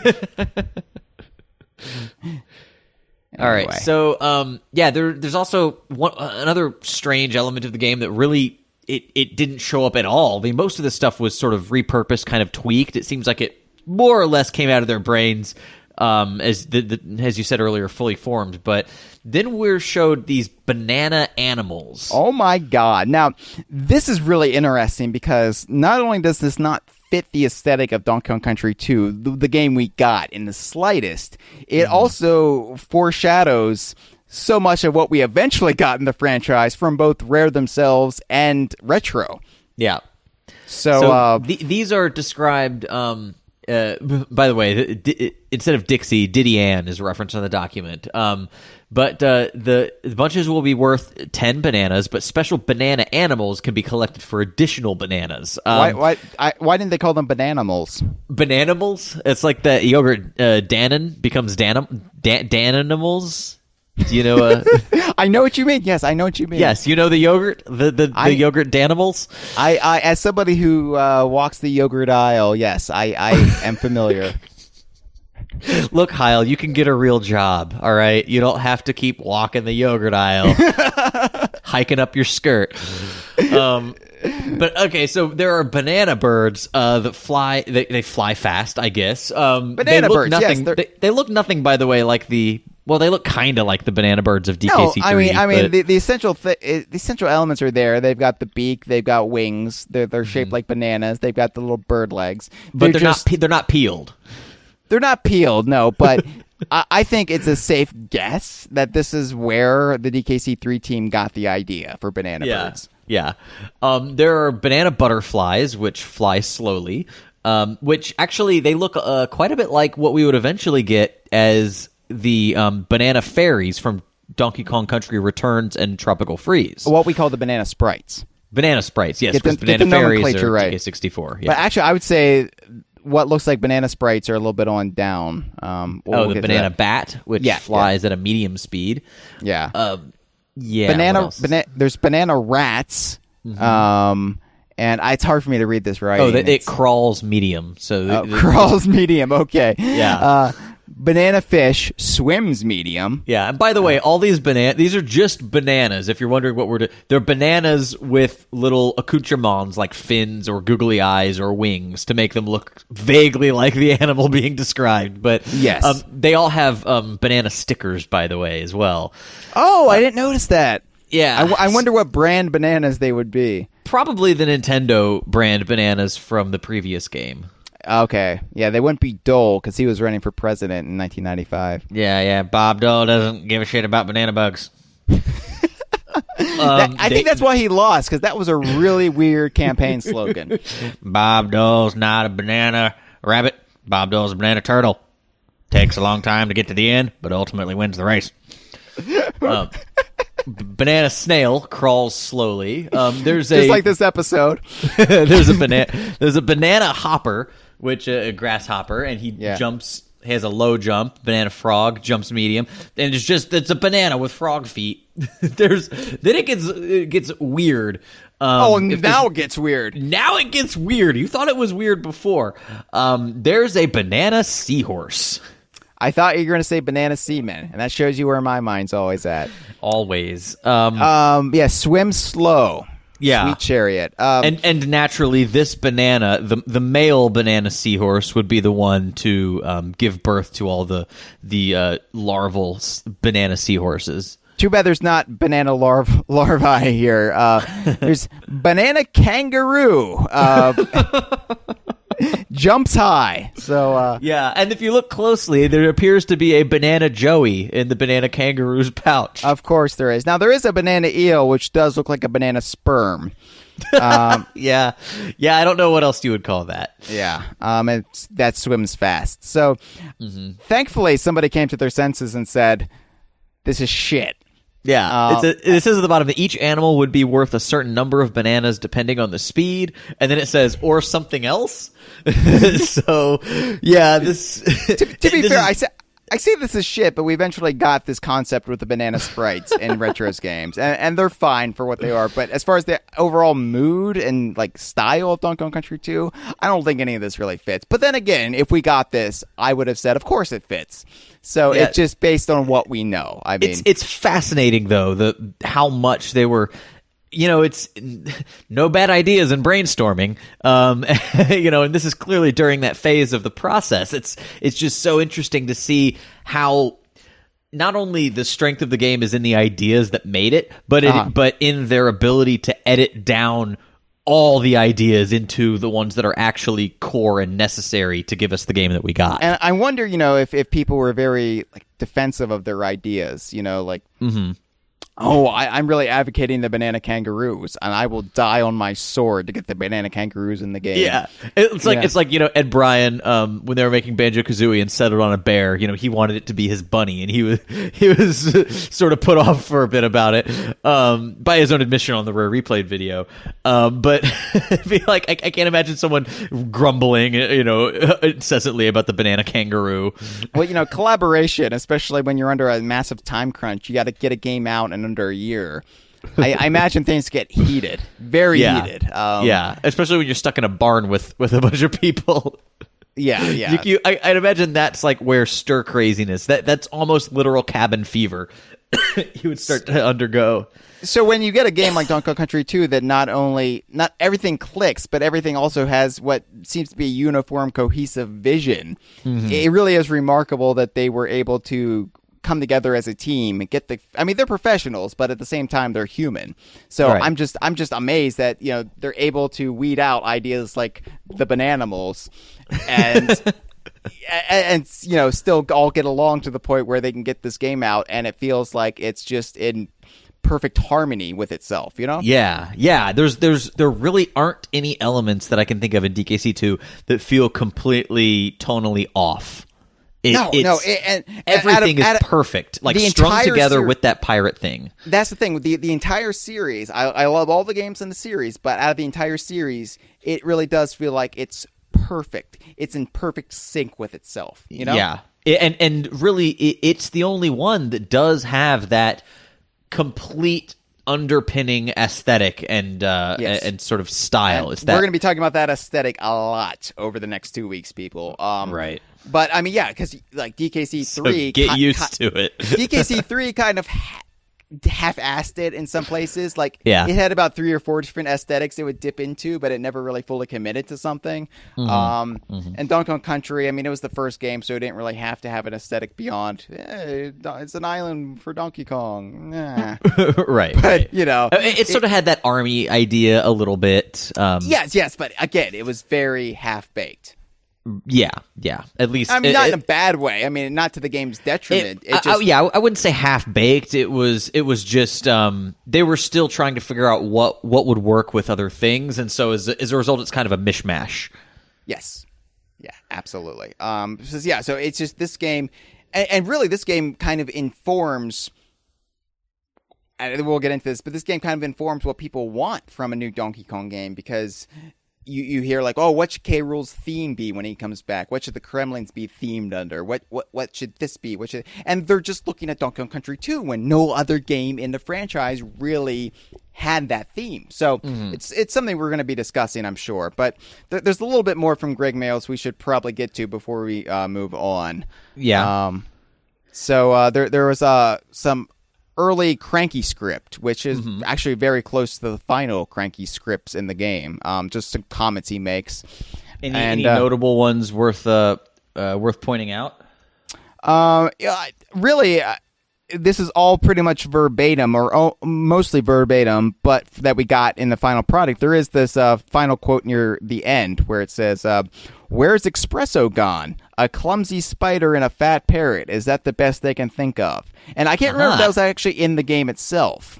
I want to say it was. It was, but okay, I don't recall. But either way, it's interesting that could have that sort of suggests what we would discover would be a fond sort of or a fondness for that character, because in Donkey Kong Country 2, of course, Cranky would stack Espresso's racing abilities up against any ostrich to be found on Crocodile Isle. Yeah, well, remember in the instruction booklet, they have one of the Cranky inserts where he says, on the Animal Buddies page, he complains that Winky and Espresso are gone and they were his favorites.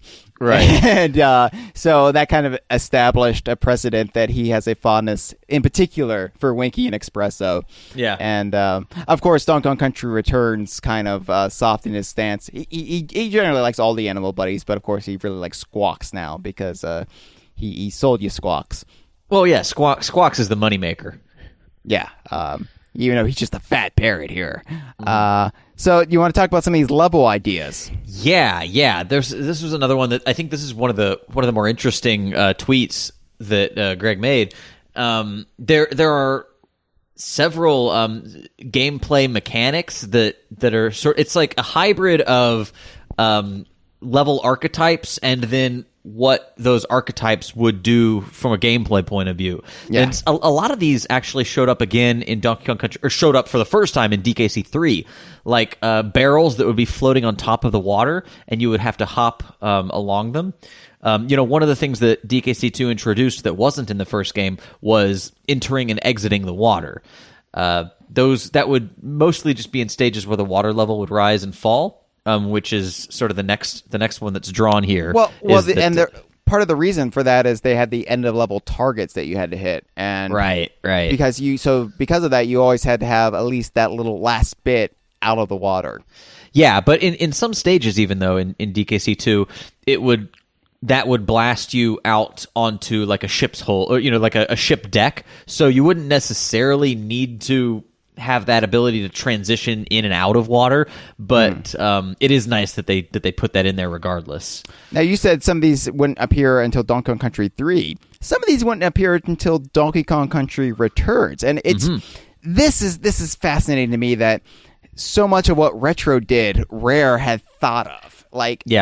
And either they didn't have the time to implement it or they didn't have the technology to implement it, but the ideas were there even then. And I think in a lot of ways, this even just further legitimizes what Retro eventually did with the series. The big one that everybody's talking about is the silhouette level. Yeah.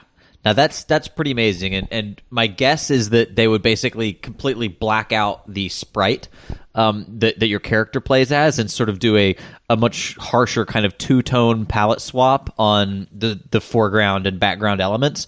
So it wouldn't be as it wouldn't be like actually done with real-time lighting, of course, like it was on the Wii and Wii U. The hardware wasn't there. But yeah, silhouette-based stages were in the design doc, and that was like the one visual element that even skeptics of Returns sort of had to get behind. No, when we came back to DK Vine full-time in 2010, we redesigned the site. And we redesigned it around that silhouette aesthetic because it just signified that, yeah, we were on board with what Retro's doing. We're in, baby. We're not being critical of this whatsoever. So, or at least not critical for the sake of being critical. Yeah. So, and it even says here, they plan to put nasty barrel baddies in this stage, so you wouldn't know which one. Like they would be hiding in the silhouette, and that's very similar to the mimic baddies of Returns and Tropical Freeze. Well, yeah, I'm assuming those eventually would become clobbers. Yeah, Clobber and Kaboom. Yes. Yeah. Although there's another one of the design documents about some of the baddies, and if you look there, Kaboom was initially just holding a barrel out in front of himself rather than being sort of a palette swap with TNT paints of Kaboom or of Clobber. Yeah. They've also got like. Oh, sorry. Go ahead. I was going to say one of the other things that was borrowed in Returns was this notion of there are steam pipes, and despite the fact that Mechanos from DKC3 had a lot of pipe-based stages, they didn't have this notion of like steam sort of pushing the character up and around. Although some of the factory stages in Returns would allow your character to get blown around the stage a little bit. Yeah. Something borrowed in Tropical Freeze are basically kind of zip lines. Zip ropes right over here. It shows Diddy holding one of those, the device that Kevin McAllister used to get from his upstairs over to the treehouse. The treehouse, yeah. Yeah, it's where he kept his banana hoard. The sticky bandits are always after those bananas. They were called the wet bandits in the first movie, Chad. Sticky bandits in the second. I'm sorry. I'm just more a fan of the pigeon lady than I am the salt man. Unlike Sharon Stone, their calling card when robbing a house was flooding it. That's what Joe Pesci puts on his resume to this day. Joe Pesci did not flash his badge in Home Alone. I want to get that on the record right here, right now. Daniel Stern did, though. It's out of habit. It's the only way he knows how to get a job. They're like, all right, Daniel, we've seen it. I've been your casting director several times before. All right. And then Macaulay Culkin put a hot iron on it. What? No, because he got the iron to the face in that one. Remember? Oh yes, that was his thing. Yeah, that was his thing. Yes. Yeah. So much mutilation. I often forget which of the bandits it was visited upon. It's remarkable. Home Alone 2 is such a violent movie. Like they should have been killed 10 times over in that one. In Home Alone 2, they got bricks to the face. Like.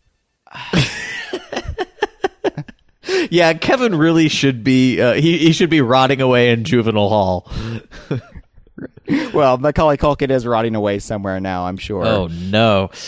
So there's a hand cart rather than a mine cart here, which shades of Banjo-Tooie. Yeah. It says you would have to press left to speed up, and it sort of plays like a mine cart essentially, whatever that means. I assume it'd be a button tapping kind of thing. Oh no, press right. So yeah, there's a pogo snake, which at this point was Ratley. There's even a tall, thin level where the player controls a bird. You jump to flap his wings and fly. This is before they knew it was going to be Squawks that would be repurposed from DKC. Right, that's what's remarkable. In all these notes here, there's references to bird animal buddy, and it's clear at this point they didn't think they were going to reuse Squawks. So Squawks well, we'll get into that, but yeah, he got a big promotion, and I always thought that was such a cool thing. But at this point, it was going to be a new Animal Buddy entirely. Now, we talked previously in our Nintendo Power Catalog episode about the classic, about the it was a two-parter about the Banana Boat, which was a Donkey Kong Country stamped product from Nintendo of America. That was basically just a giant inner tube with the DKC logo on it, and yet we mock it, and yet I really want one. Right, but here there was a level design that wasn't used called the inner tube ride. It would be an alternative to I guess a barrel ride, but yeah, that's pretty amazing that there would have been an opportunity to ride the banana boat in this game. And then in Donkey Kong Country 3, you had the toboggans where Dixie could bomb downhill. So I wonder with her baboon cousin, not with the monkey. I really have to wonder if Rare was just getting their ideas from the Nintendo Power Supplies catalog. Yeah, because they do seem to trail by a year, don't they? Yeah, a little bit. Yeah. Yeah, there's also the notion of water stages that would push you around up, down, left, right, which would, of course, be used in Animal Antics during the squawk section, and of course in the mine stages, you would have wind that would push you around in those, just not an underwater archetype. Yeah. And tires that would kind of pinball you around the screen. So clearly taking inspiration from Underworld.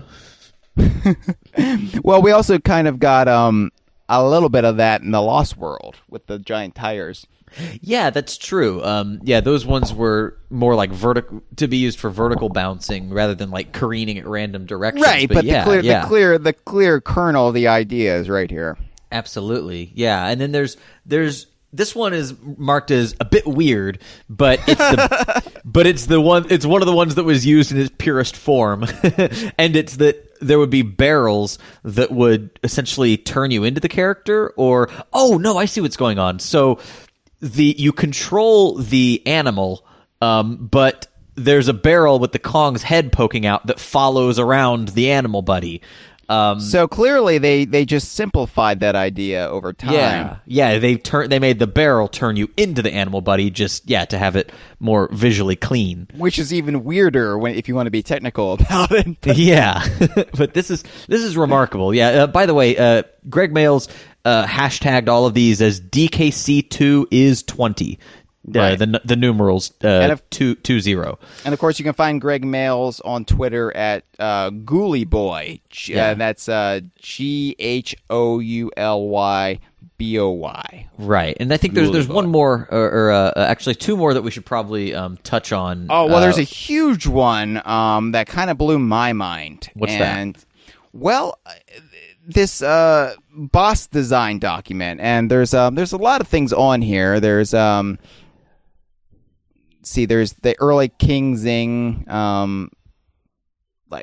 idea. There's Cutlass, the early Cutlass. And one of the cool things about Cutlass, by the way, is that there's a complete second stage or second section of that arena on which you fight Cutlass in the volcano, all the way to the left. Which what does it have? Like an animal?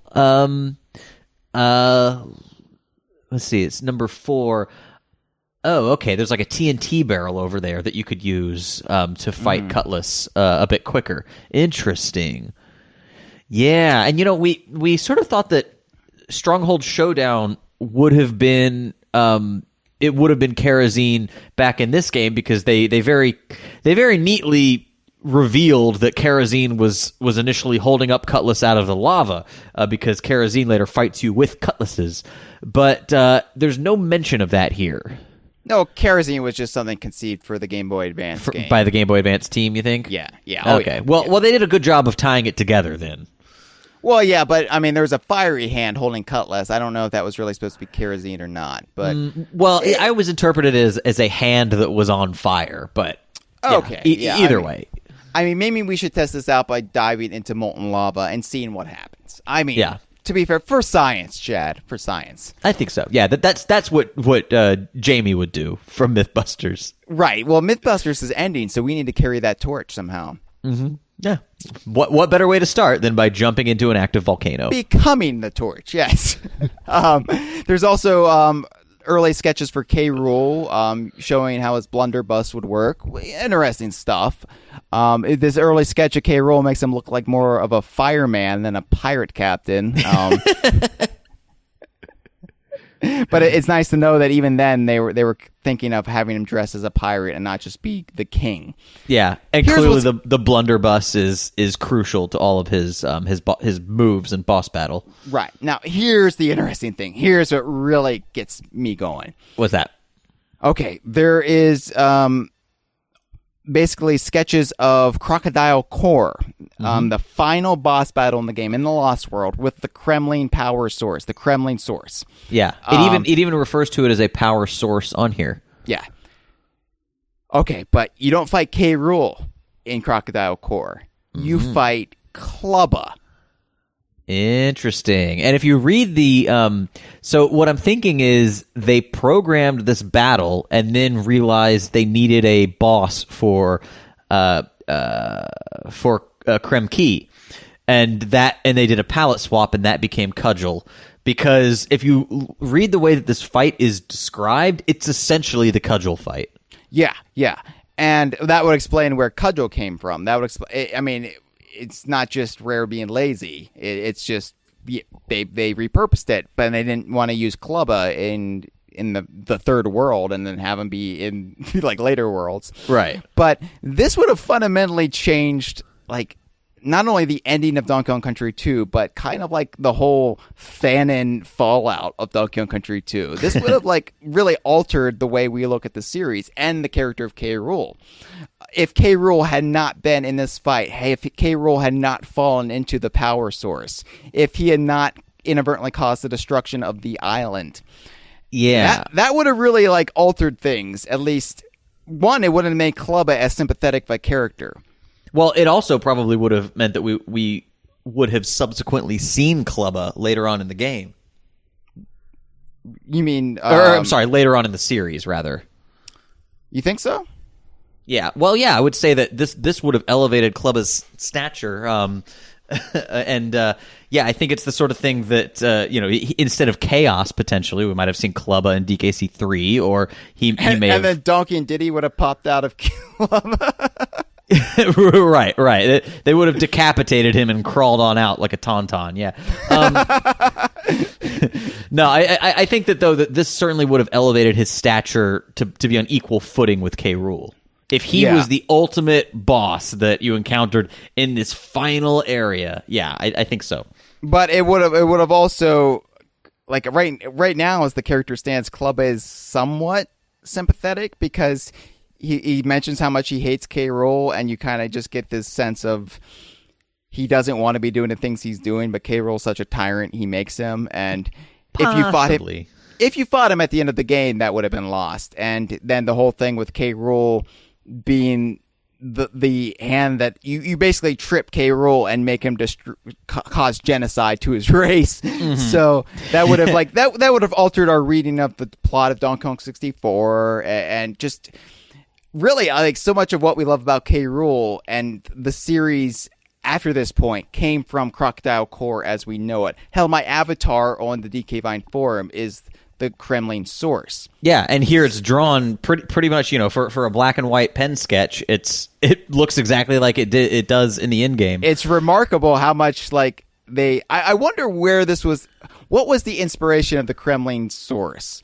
Because like it seems pretty fully formed here. I wonder, like, it resonated. I think Greg must have wound up on the island from Lost at a certain point. As it was, maybe he was in the Dharma Initiative. Maybe he's Desmond. I don't know. I'll see you in another series, brother. He likes sailing around the world. Anyway, I don't know. But yeah, it's interesting because I feel like this is like some sort of archetype from pop culture, and yet I've never quite placed it. So much so that Lost reused it, but I really don't know like what the origin point of it all is. But it fascinates me, and it fascinates me that this would have been Clubba. It really helps conceptualize how we got certain things that we got. Yeah. But it really would have just dramatically altered the end of the game, and I don't know, man. I love the end of the game that we got. So yeah, of course. Wow. All right. Well, Anything else from there were some random ideas he Oh had? yeah, there's a couple kind of interesting gameplay, ideas that never some of them wound up in the game, some of them didn't, but it's like a bunch of those sort of bizarre post-its. Like there would be this one though has Donkey and Cranky potentially teaming up in the game, and Cranky would use his cane for moves, and potentially also his beard. Maybe that would be like a helicopter spinning thing. Now that would be a sight to see. Yeah. There was one that's a vehicle that would be fueled by bananas, and it's a hot air barrel. It's a barrel being suspended by a banana balloon, I guess. And I guess the more bananas you collect, the more that it would rise and fall. Maybe that sort of turned into Red Hot Ride in the end. Honestly, game. I'm surprised we haven't seen a banana hot air balloon. I guess the closest we've seen. Well, we've never really seen that, have we? No. No, like a dirigible. Yeah. Yeah. There's animal bonus games, which maybe they were going to kind of bring back that idea from the first Donkey Kong thank Country. God they didn't. Yeah. But there are, but this one would be like you play as the animal buddies again, but there would be different like high scores that would be set by the team and recorded. Perhaps there'd be kind of like a ghost that you would play against. You know how they would do that kind of thing. Yeah. Yeah. There's random ideas like a super nasty mini necky. There are Mini Necky who just looks at porn while at work. Yeah, just to discuss. Very very easy to kill because it's got his magazine buried in a centerfold, but it's a nose buried in a magazine. There's a firefly that you would release that would move along and light the level up for you, sort of like Squawks, I guess, or what became Glimmer in the underground. Yeah, there's also a Kremlin with a hat on, like a miner's hat that's kind of similar. Yeah. Let's see. I also see a balloon Squawks. Balloon Squawks. Yeah, he floats up, not flies. Maybe that would be sort of reversed into the purple parrots, yes. Squawks and Awk. Quawks. Quawks. Yeah, Quawks and Squawk. Right. There was this interesting idea of, how when you fall, even if you have two players and you die off the bottom of the screen, both players, you don't get an extra hit for that. Right. But here would be some sort of save system where if you fall off the edge, there could be a power-up that throws the second player back up onto the screen.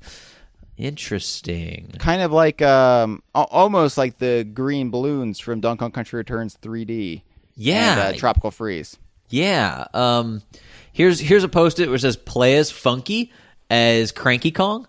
Limited frames on special levels. I have to go back to that Donkey and Cranky team-up idea. Would that be after you rescue Donkey? Like, you could play through certain levels as Donkey and Cranky?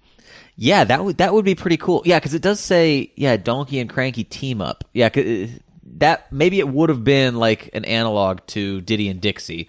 Right. Perhaps, right.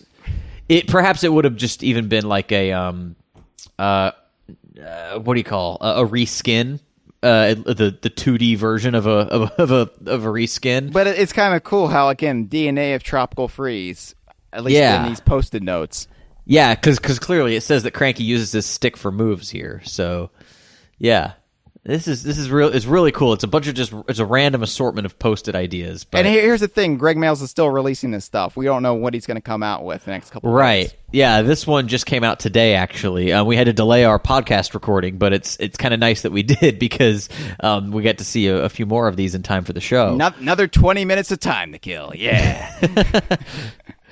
So, but we're going to wrap up the show with some of the thoughts from the listeners. We didn't want to do like a question and answer thing. We wanted to let you guys have the final word, and we're going to do that again for those of you that weren't able to get your thoughts in this week. Call again. We've got 2 more weeks worth of DKC2 to discuss. We want to hear what you have to say. But before we get there, anything else you want to talk about the ramp up to the game?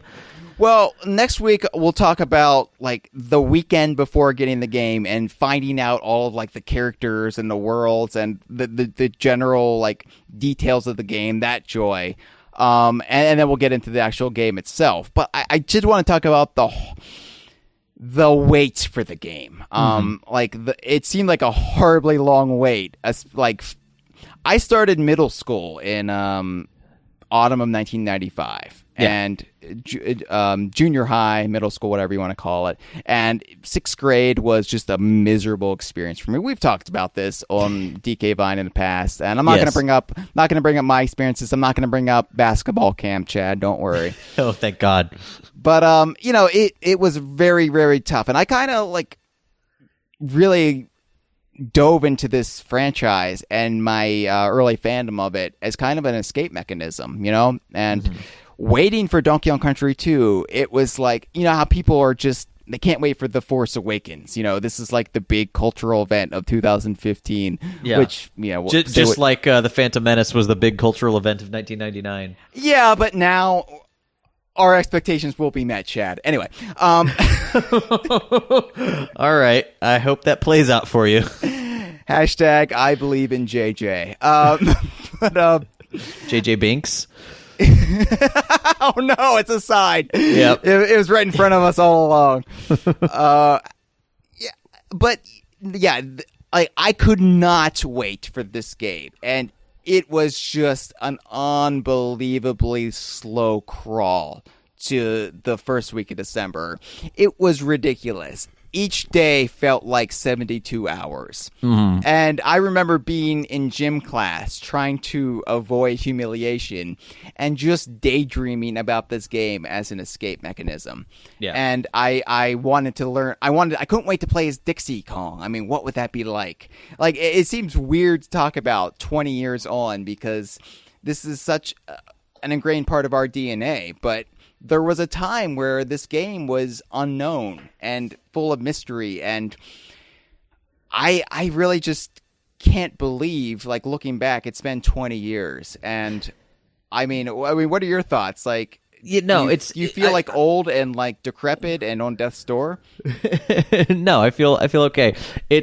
To me, this game is so much fun to revisit because it's one of those games that you very rarely come across these days, if ever, that it lives up to the way you have built it up in your mind. And as a kid coming off of Donkey Kong Country, there's really no higher build-up you could have possibly have made for this game.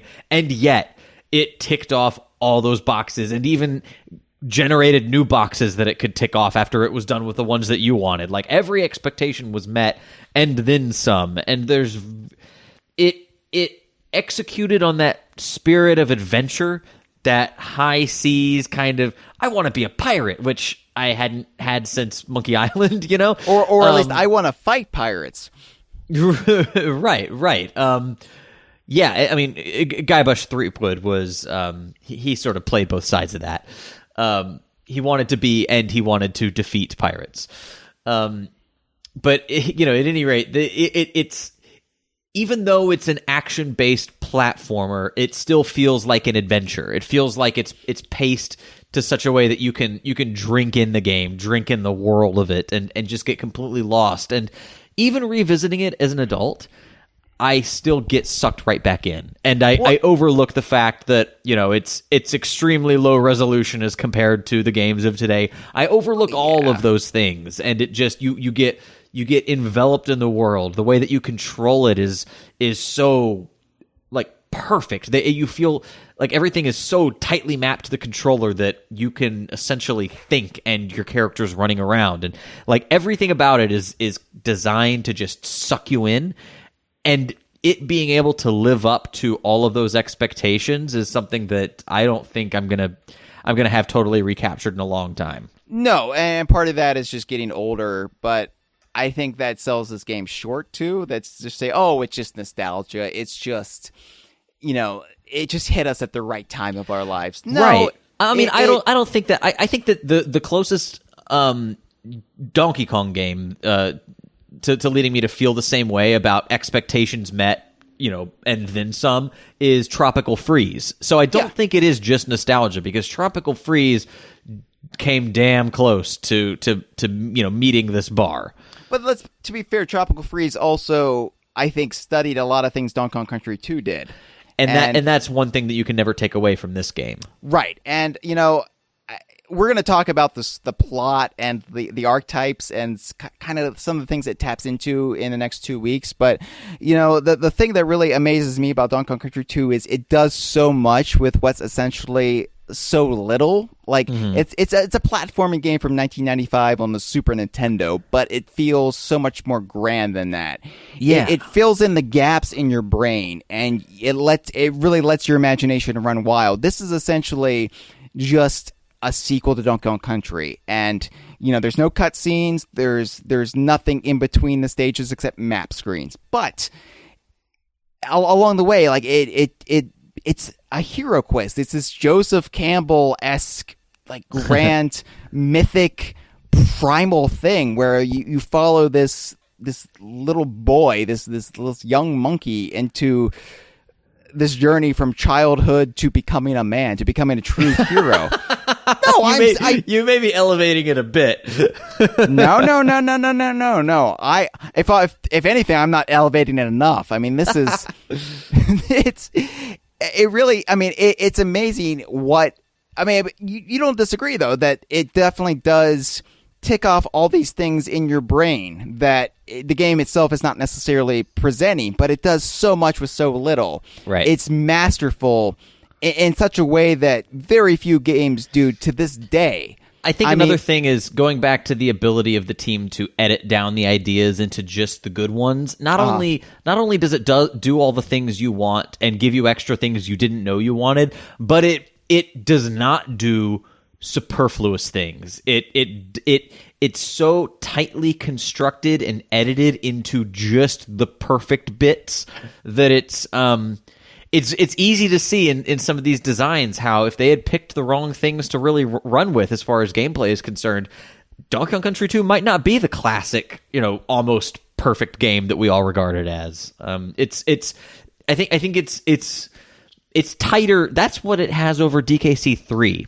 Is that I think that game threw a lot more at the wall and wasn't quite as confident with what would and would not stick to the wall. Yeah, DKC 3, that's going to be an interesting spotlight next year. And I don't want to get too much into that, but because I love DKC 3, and it definitely did a lot of things, improved on a lot of things from DKC 2, but DKC 2 definitely knew what it wanted to be. And it was more confident, more thematically tight, it was a game that really, it didn't have to throw anything at the wall. It knew exactly what it wanted on that wall, and it definitely made a sticky mess.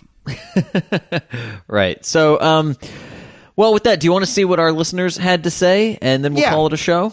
Yeah, let's take a step back and see what people called in, what memories they want to reminisce about, and keep in mind, if you would like to have your thoughts aired on one of the next two spotlights, please call the DK Vine hotline at 1-281-410-KONG.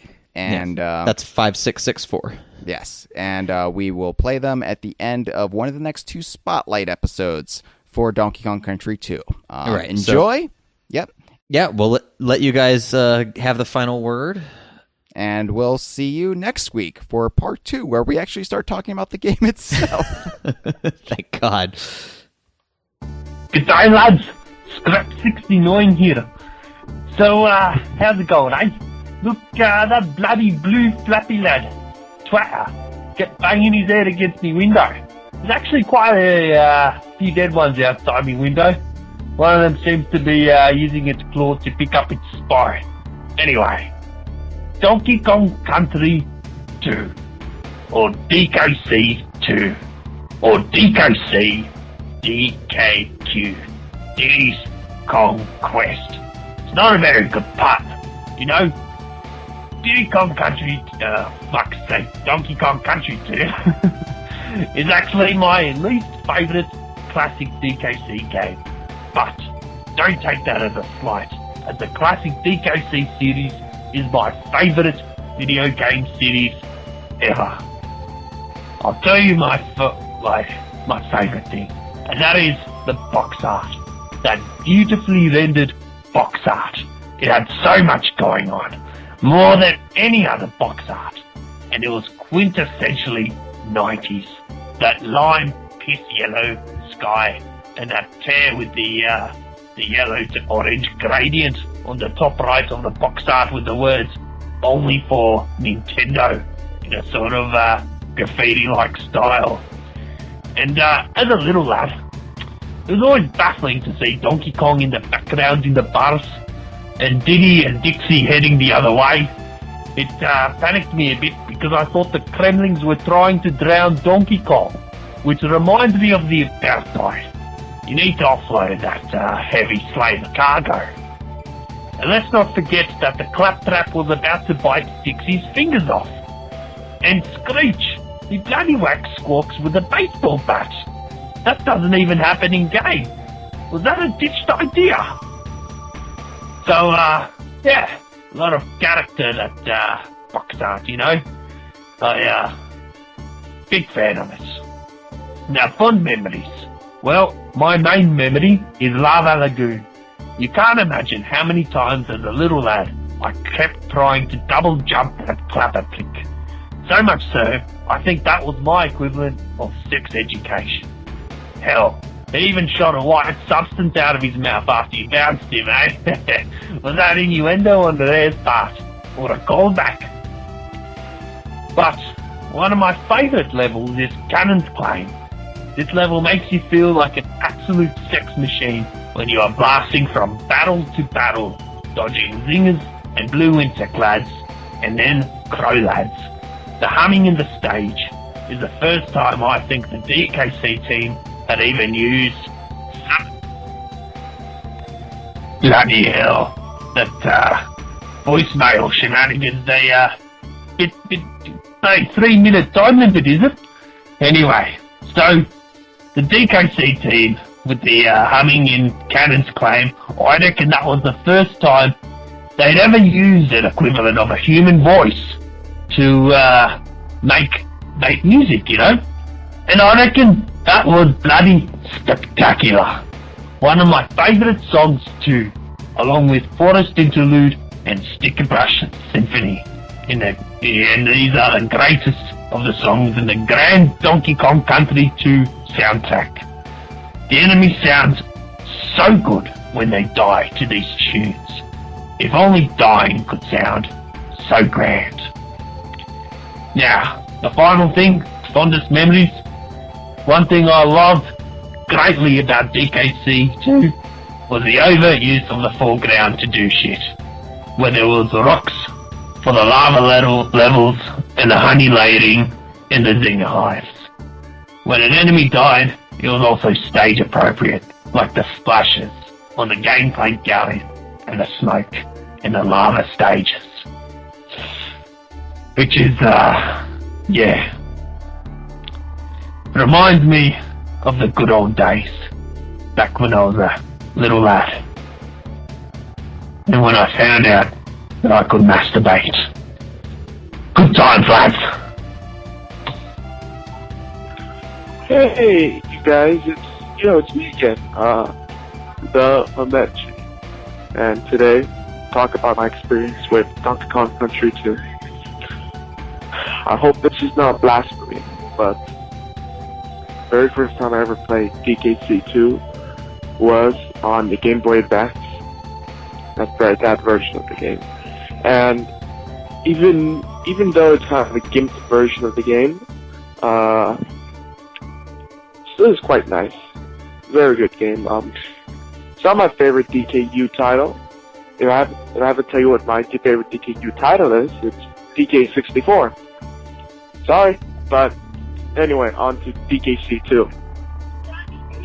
What I remember most about it is,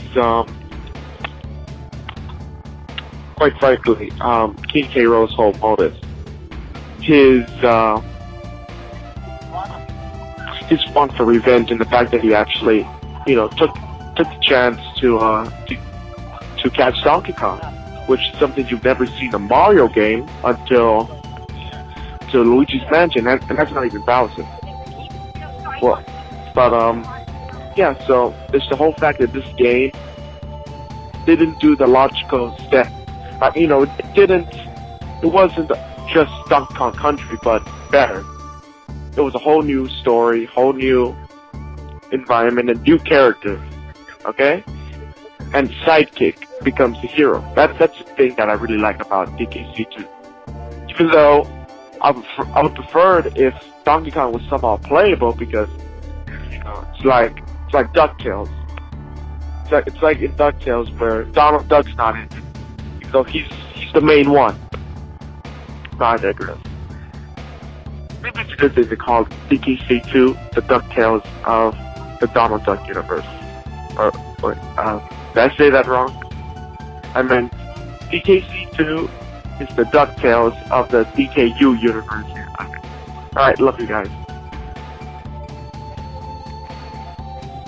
Alright guys, Kev here.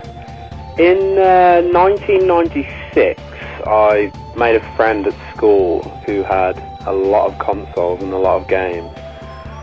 I went back to his house one night and he had one game in particular, Donkey Kong Country 2. I completely fell in love with it. We played it all day and all night. I eventually bought a Super Nintendo myself about a month later and I borrowed said game from him. I must have spent about 3 or 4 months accumulating 102%, which back in those days, without a guide, as a child of 8, it was no mean feat. Anyway, as the hype for the Nintendo 64 exploded, I kind of forgot about my new pals, Diddy and Dixie. And over the next few years, I don't know what it was. I mean, I got DK64 and I adored that, but I sort of blocked DKC out of my memory. Anyway, skip forward a couple more years, late 2001, I got my first computer in the home, hooked it up to the internet, and I started strolling around on Amazon.co.uk, looking at some pre-owned games and the like, and on the sidebar I saw Donkey Kong Country 2, and suddenly I was hit with this rush of nostalgia, these fleeting glimpses of the bramble stages and the rigging stages in my mind, and anyway, I thought, God, why did I leave those games behind? So instantly, I took to a search engine. I don't think it was Google, it might have been AskJeeves. Anyway, I searched Donkey Kong Country 2, and the first result was a website. That website was Donkey Kong's Jungle Vine. That's how I found you guys. 14 years on, and I love the game probably more than any other piece of art in human history. It's, I don't know, I've lost, yeah, I love that game. It's amazing, isn't it? Yeah. See you guys. Hey guys, ACZ here to just give you guys a quick impressions of my DKC2 moments that you guys were asking for. And I have to say that the biggest DKC2 moment for me was literally just the title screen, being able to start up the game and see that digitized Rareware logo again in all its glory, and then just to have this really big and almost like awestruck like title screen just appear with this like big boasting music, and Diddy and Dixie looking over this like giant treasure chest with all this stuff like crammed inside, while it looks like they're being like chased by all these different enemies. It just felt really good. I don't really know what it was about it, but it just really set the mood correctly and really made me excited to actually start the game and see what happens. And I think the other thing that I remember fondly is just the beginning. And before I knew about Donkey Kong Land, like, I was amazed when you started on the pirate ship again, because I was like, whoa, this game is starting like directly after Donkey Kong Country. You almost never see that with any other sequels. I mean, yeah, we had the Mario sequels, but those never really started directly. They'd always start they just start abruptly, I guess. But DKC2, like, picks up almost seems like it picks up right after the first one, where you guys are, like, still on this pirate ship, and you're now moving towards a new location, which is Crocodile Isle, and so it just had that great sense of adventure to it. But yeah, that's about it for me. Anyways, see ya. Hi, Chad and Hyle. This is Caracon from the forums. May I be the first to say thank you for delaying your recording. I know it's frustrating for you, but this was actually a shining light for me. I did start backing your Patreon. I just wanted to mention that. And I'm here to give my favorite memory for Donkey Kong Country 2. My favorite game of all time. Well, second favorite after Banjo-Kazooie. Back when this game came out, well, the year after it came out, actually, we got the game a year later. I was still, I mentioned before I was kind of young at the time when I was first playing the Donkey Kong games, and I didn't really play them as much as I did watch them because I kind of sucked at video games. And my dad was actually the primary player of the Donkey Kong games. Like, he would play these games so hard, like, so much that his fingers would end up blistering. And especially true for the second game. And he plowed through that game so, like, long hours into the night, and like, we'd always stay up as late as we could to watch him play. And he had made it to the final world, the Lost World, and he was struggling with the K. Rool fight, and it was at that point where he was just like, you know what, you guys gotta go to bed, it's late, you guys, you're kids, you can't really stay up this much later. So, we begrudgingly went to bed, and about like an hour later, we get woken up by my dad, and he's just like, guys, come downstairs, and we raced downstairs, and we had made it to the title screen, and I just remember, or the credits, and I just remember seeing that sunset with the exploding Trembling Isle, and how excited I was to see that he had beaten the game, we had watched the whole thing for the most part, and it was just, that was the first real video game ending that I remember so fondly. And I mean, the game just means so much to a lot of fans, and so much to me personally, and I'm just so glad this game finally turned 20. And I wish it was getting more recognition than it has been, but it's just one of those things that the fans, we're the diehard fans, we're just a small bunch, but I'm glad to see that there's at least other people that appreciate this game as much as I do. Thank you. This has been a File 2 production. Que rico.